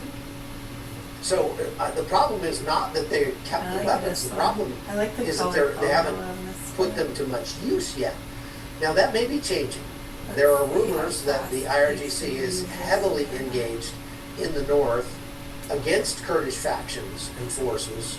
And I would not surprise me a bit if the CIA wasn't in there. How many belts can I make in a day? I don't know. Advising I've these never. Kurds to take I the have fight no to the end. idea. They're in very, very mountainous areas in the north, very remote areas in the northern part of Iran. If we go back over to the map here, there are a couple places you can see not far from the Iraqi border. Did Nathan disappear? Let's see. There we go. This is Erbil, right here. Right there. This is Erbil. Here's the border between Iraq and Iran. And it's this area up in here where the fighting is taking place. Very mountainous region. I had some pictures of it, but let's see, maybe you can see there what that looks like in that area. So, isn't it amazing to me? I see stuff like this and I'm thinking, this is, middle of flipping nowhere in Baleh, Iran, and there's a big city there, full of people living their lives, doing their thing. I had no idea they even existed until just now. I don't know. That just always amazes me. It's one of the reasons I like to travel. So I like to go see places like that. So, all right, that gets us to, I think, doing most of what I wanted to cover. Sorry, excuse me. Let's go over our questions now. Question number one is a super sticker. Thank you very much, Chris. Brian. Why aren't the United States wasting time negotiating deals with Iran? They don't want peace. That is a question I cannot answer. It does appear that this clown show of negotiation was sort of foisted on the vice president so that President Trump didn't get hurt when it didn't work out. And the vice president is looking pretty bad right now. Next. How much does the chapter cost? It doesn't cost anything. They get paid by Medicare for putting you into a plan, but the people that you will talk to at chapter are on salary, so they'll just put you in whatever plan you need. But it doesn't cost you anything. Next. Chuck, could you please pray for me? I have a harder time breathing, left lung, suspected pneumonia. I'm weaker right now. Okay, Rich, let's do that. Lord, I just pray that you would heal Rich's lung. I pray that you'd just lay your hands on him, that you would be the great physician for him, and that you do so in a way that makes it very, very evident that you were the one who did it. Father, I pray that you'd guide the doctors that he goes to, that you give them wisdom and discernment, and that you would just give him some relief from this difficulty. In Jesus' name, amen. Okay, next. Question, do you think the Kurds will get more attention from the White House now that operations have escalated and Trump is expressing his anger toward the IRGC? Well, I think it's interesting that in that last clip I just showed you, President Trump did not name the Kurds, even though that's who he was talking about. He didn't say, I'm mad at the Kurds and it's going to cost them, we're going to make them pay.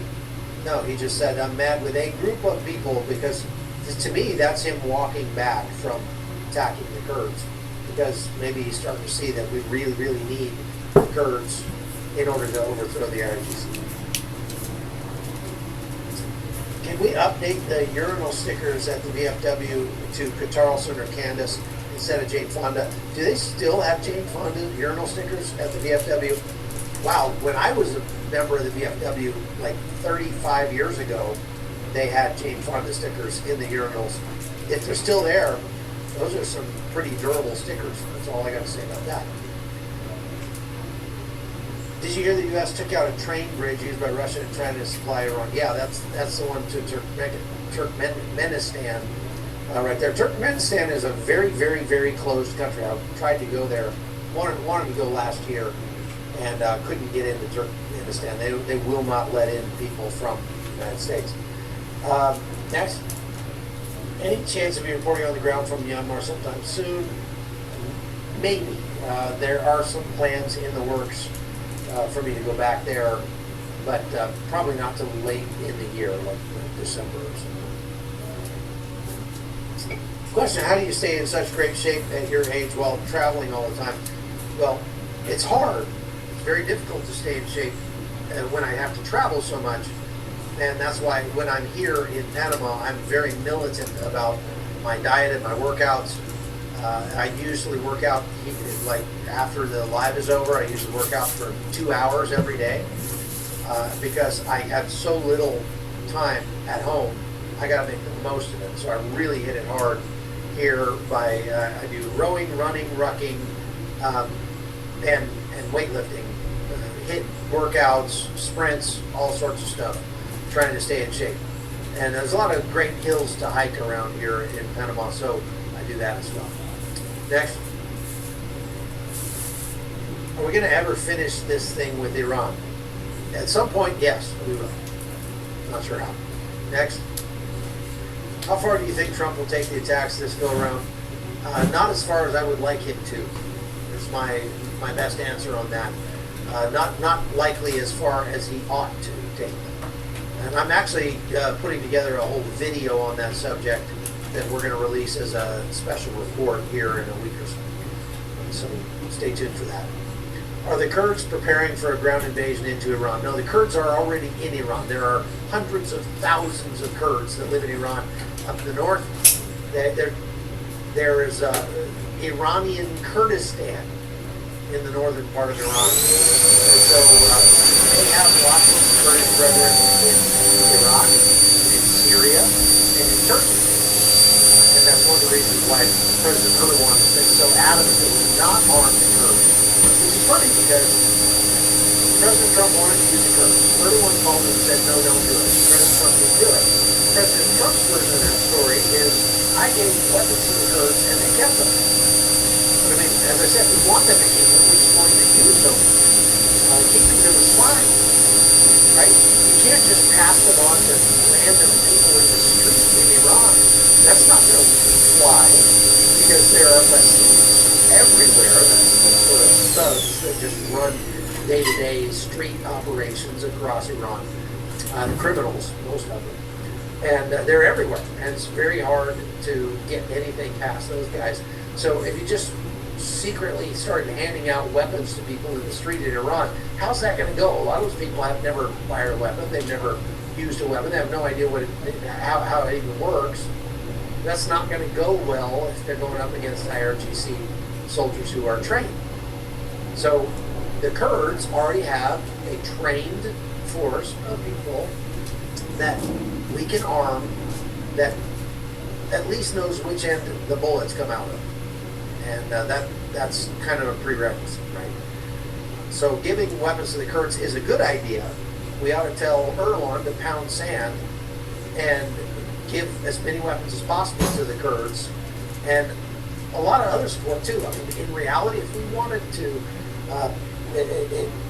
be smart about it, we would shut down Incirlik Air Base in Turkey and move it to Erbil, which is in Kurdistan in Iraq. Next. I don't know anything about combat, but it seems that we have bombed the heck out of Iran and they're still fighting. How is this possible? Well, let's take this right here. Okay, so we bombed a bridge. You've got, let's see, Iran has about 500,000 men under arms between the IRGC and the Basij. And that doesn't even include the actual Iranian military, which is another like 600,000. So we bombed this bridge. Is that going to stop them from fighting? No, it's going to make it harder for them to rearm themselves or get any reinforcements in. But it's not going to stop the war, and that's several bombs worth right there on those tracks. These bombs here, so we take out some of their petroleum facilities, we take out their docks, so they can't dock ships very well. Whatever. Is that going to end the war? No, it's not. Not without a lot more of that. I think people just sort of don't realize how big Iran actually is. And it's just, there are, we can't kill our way out of this. So we're going to have to strike them very strategically to hurt their economy and get this thing over with. And that's what the Iranian people want us to do. Okay, next. And weapons were given to the Kurds. Small arms, as far as I understand, Dagley. Not heavy weapons. We probably gave them mortars and anti-tank rockets, shoulder-fired man pads, that kind of thing, and small arms. That's all. Next. Did the short break in the blockade of Iran provide them with additional oil storage and prevent them from having to shut down their oil wells? To some extent, yes. Good question, Dennis. Next. Super sticker. Thank you for the $20, Woodchuck. Appreciate you. Do they ever use fake launchers to draw fire from real ones? Thanks. Yes, they do have some that are like inflatable, like a kid's bouncy house kind of thing. Inflatable, and people like Scott Ritter like to say, the United States has not blown up any actual launchers. They've only blown up decoys. Problem is, when you see secondary explosion. Get over $2,500 in savings when you install new high-efficiency propane equipment with Dead River Company. Plus, get 3-year low fixed propane pricing and expert support from people you can count on. Get a free estimate at deadriver.com. What's happened to Hegseth recently? Nothing. He's been very busy. He's there in the background. He was there in Ankara and is doing his thing. He's fine. Next. Is that all we got? Oh, there we are. When we are not allowed to use a base, what's the difference between that and not having one? Very good question. Not allowed to use a base to let's say, take off from to go strike Iran is not the same as not allowed to use the base to park our aircraft in or our ships at and to get more fuel, food, water, whatever onto those ships. That's different. So it's not like they're saying, we have this base that's got 10,000 troops on it in Rota, Spain. It's not like they're saying those troops have to freeze in place. They can't go to work. They can't do anything. They can't use this ground at all. That would be tantamount to closing the base. But that's not what they're saying. They're just saying you can't take off from our country to go attack Iran because then Iran will use that as an excuse to attack us back. Next. At this point in the conflict with Iran, is anyone still supporting the military like Russia or China, or is Iran being abandoned by Ukraine? No, they're not being abandoned. China and Russia are both shipping things into Iran to try to help them rebuild. And there's some rumor that there are even Chinese and Russian advisors in Iran, maybe stuck there, but military advisors, and some of them have been killed. Next. As a Christian, with everything going on in Iran, does this make you wonder about Ezekiel 38? Yeah, it does. I think it talks more about the areas in the southern part of Iran. I don't think it necessarily represents the modern state of Iran, but I should do a video on that. Everybody keeps asking about it. What's the status of oil and gasoline supply in the U.S.? We export a lot, and reports of impending shortages in reserves. Extremely low. Your thoughts, please. Reserves are extremely low. They are. I actually saw somebody put out a graph. I didn't know they had a graph. That's not the kind of thing that they normally would share. But somebody's estimating the amount of reserves we have left, and they are very, very low. That's a big problem. We actually refilled them quite a bit just during the ceasefire over the last couple of weeks. So there was a big spike in the amount of oil we had in there when the prices came back down. But so the status is your gasoline is still about $1 higher than President Trump would like it to be, and he's working every angle he can to try to get that down. That was what the memorandum of understanding was all about. Next. Do you think with more hitting IRGC infrastructure, our cash officers will eventually grow backbone? Maybe. I mean, that's who we maybe need to be talking to, is those RTAS guys. And the problem is they have much less funding than the IRGC does, and much worse and older weapons, poorer training, everything. the IRGC outmatches the Artesh in a big way. And so they're not going to go head to head. Do you think President Trump will arm Israel and they take out Iranian leadership and take control? No, I don't think that is in the cards. President Trump has not indicated any willingness to allow Israel to do that. Why does America continue using 19th century battle strategy and archaic military equipment? Let's get to 21st century battle technology. Well, they're working on that as fast as they can. But we were really behind the 8 ball during the Biden administration. And so they're trying to plus up the military to fund it in order to move it into the 21st century. If Trump destroyed Iran's Navy, where are these boats coming from? My point exactly. We blew up all their main ships, but their main ships were not what they were using to threaten the Strait of Hormuz. They have all these little speedboats that they use that are, they're easy to blend into like fishing boats and, civilian boats, that sort of thing. We did not destroy their entire Navy.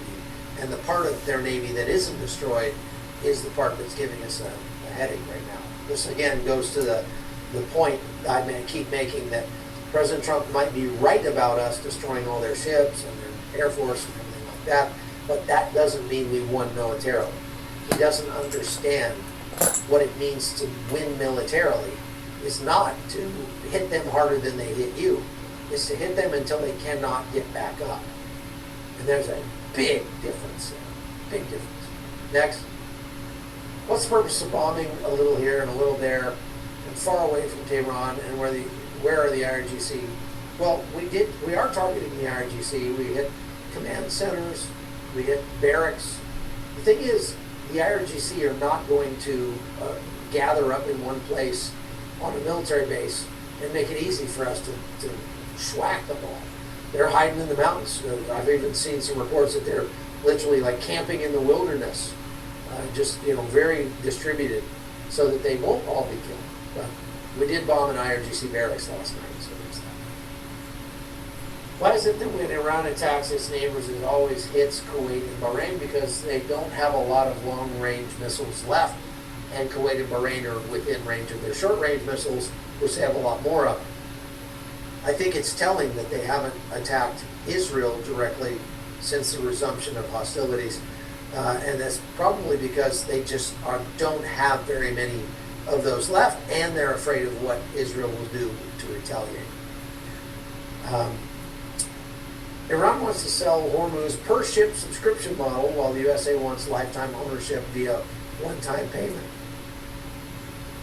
Okay? Interesting. Peter became a YouTube member. Thank you very much. Paco Pete. Hey Chuck, didn't we liberate Iraq? And why are they funding terrorists? Because the government in Iraq, the current government in Iraq, well, they just replaced their government, actually, so that's not quite true. Before they just replaced their government, the government that they had was Shiite, which means they're friendly to the Shiites in Iran. And Iran has worked very hard to get its fingers into every part of the governance structure in Iraq.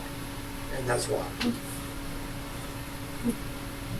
Regarding gold, do you generally recommend bullion, or are there times when you think premium gold products are a better option?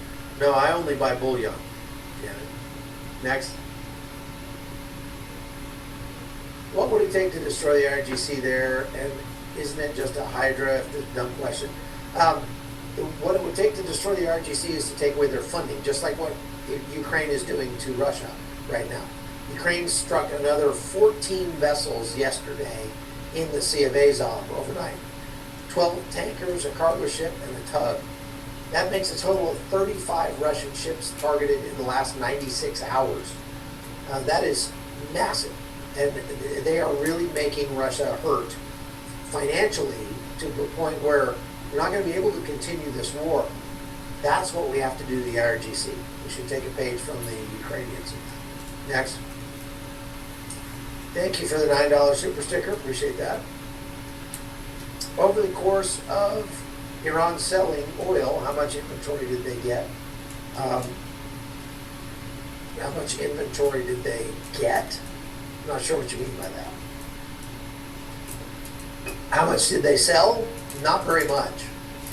They didn't sell much at all. Next. What do you think of Trump meeting with the leader of Syria? I think that it's gross. I think the leader of Syria has only, they're praising him because he's brought stability back to Syria, more so than what we've seen in the last 10 years. The problem with that is the way he's done it.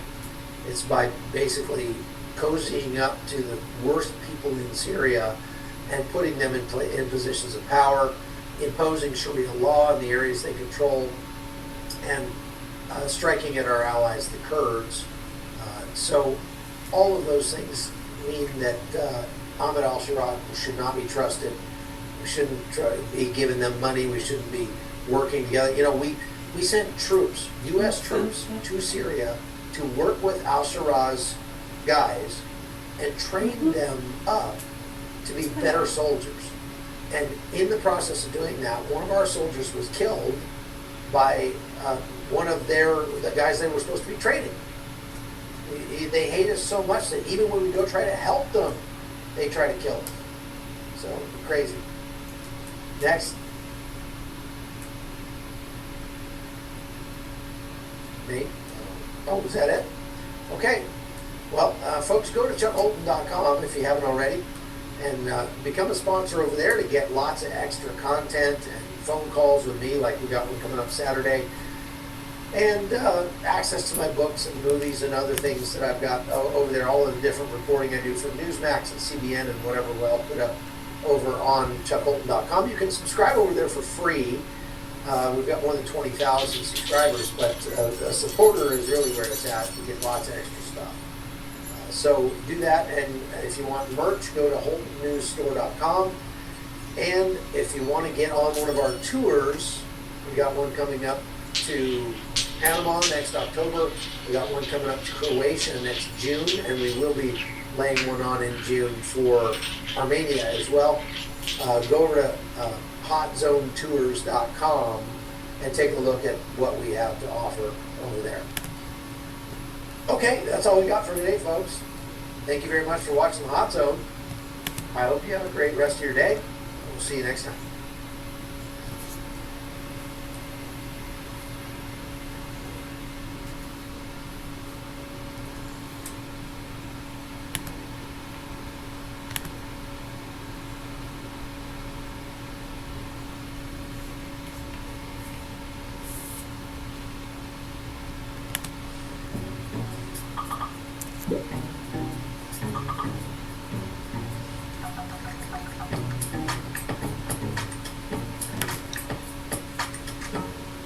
Hey, I'm Lydia. I work on Cloud Code here at Anthropic, and today we're launching Cloud Tag, which lets Cloud collaborate right alongside your team. At Anthropic, we've been tagging Cloud in for most of this year, so honestly, all of this is just how we work now. And across Anthropic, Cloud Tag opens 65% of our product pull requests. So for example here, we have a team about a week out from shipping a product. So what's going on in engineering? Drew heard from a sales rep that one feature, scheduled exports, is the thing their biggest Now everybody's getting angry at Hassan Piker. We're dancing, this is a song about Charlie Kirk, and it's like very, very reprehensible. Dances for Charlie Kirk. He says, if I get enough paid for subscriptions, if you guys all give me $3 a month and Jeff Bezos $2 a month, we pay all this, all dance and all sing about Charlie Kirk, and that's how he gets his money. I even remember a while back someone said, hey, Decoy, if I gave you 10 gifted subs, which is like $50, if I gave you 10 gifted subs, would you knock out 10 push-ups for me? And I'm like, guys, I'm an adult. I'm not a guy dancing on the pier at Santa Monica in a silver spray-painted suit trying to get cash. Like, it's just like, if you want to super chat me, cool, whatever. If you don't, that's fine. Like, thanks for being on the live stream. But this, what is it, 40 years old, I forget, out there with his suit that Shoe on Head essentially bullied him into wearing. He's out there dancing about Charlie Kirk. It's disgusting, but here he is trying to cover for the idea of people calling him out for it. Oh, this is really funny. The guys that have spent every waking moment making unbelievably racist memes crying over this, the fact that it's not going to treat people... The situation in both Iran and also Lebanon. But I'm not making racist memes. I actually don't even like to see like a the racist Israelis are multitasking right now. They're still keeping an eye on the situation in Gaza. That's slightly easier, it's manageable. But they're still busy in Lebanon. But now they're going to... There's law-abiding citizens and there's criminals. Let's not divide us by have race, to go back color, to creed, or Iran whatever. to join the Americans. Last time, the first time, when we talk about June 2025, Israel started it, the Americans joined. Look at the Kill Trump sign, there's a Kill Trump sign. It's so embarrassing. You just keep shouting things. Like, because they know they can't do it, they're not that competent. They just shout, we will kill her. Anyway, second time was, obviously, February 2026. The Americans and the Israelis did it at the same time. This time, the Americans started it first, and the Israelis will be joining them later, soon. So that's basically the difference in terms of how the opening strategy has been compared to previous times. And I have another suggestion: put a fan under your desk pointed at your Did you guys do that on purpose? Works great. 5 people at once from class all just asked for a word of the day at once. That's cute. Yeah, I can do a word of the day if you want. Just a random one, or you want to do a page? Well, I just turned to a random page and got page 384. Sacerdotal. Episcopalian.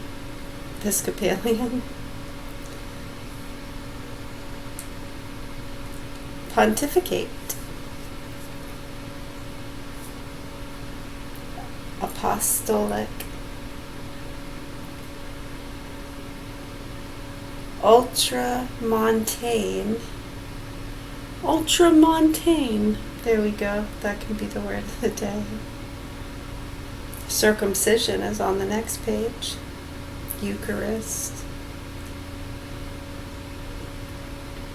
Candle, Lamb, Martin, Michael, Mass, Hogmanay, Ramadan.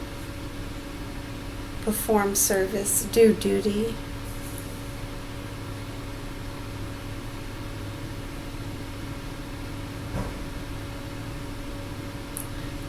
Real presence. Transubstantiation. Consecration. So I'm going to go with like the ultramontane. The ultramontane and archimandrite.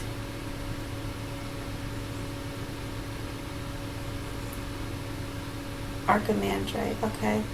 We'll do those 2 words. Ultramontane and archimandrite are the 2 we decided on. From page 384 and 385.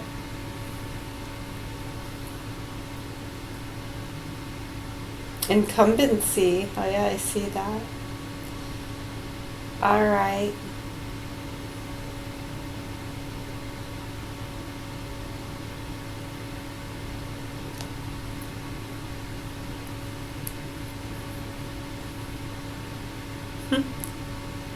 Civil.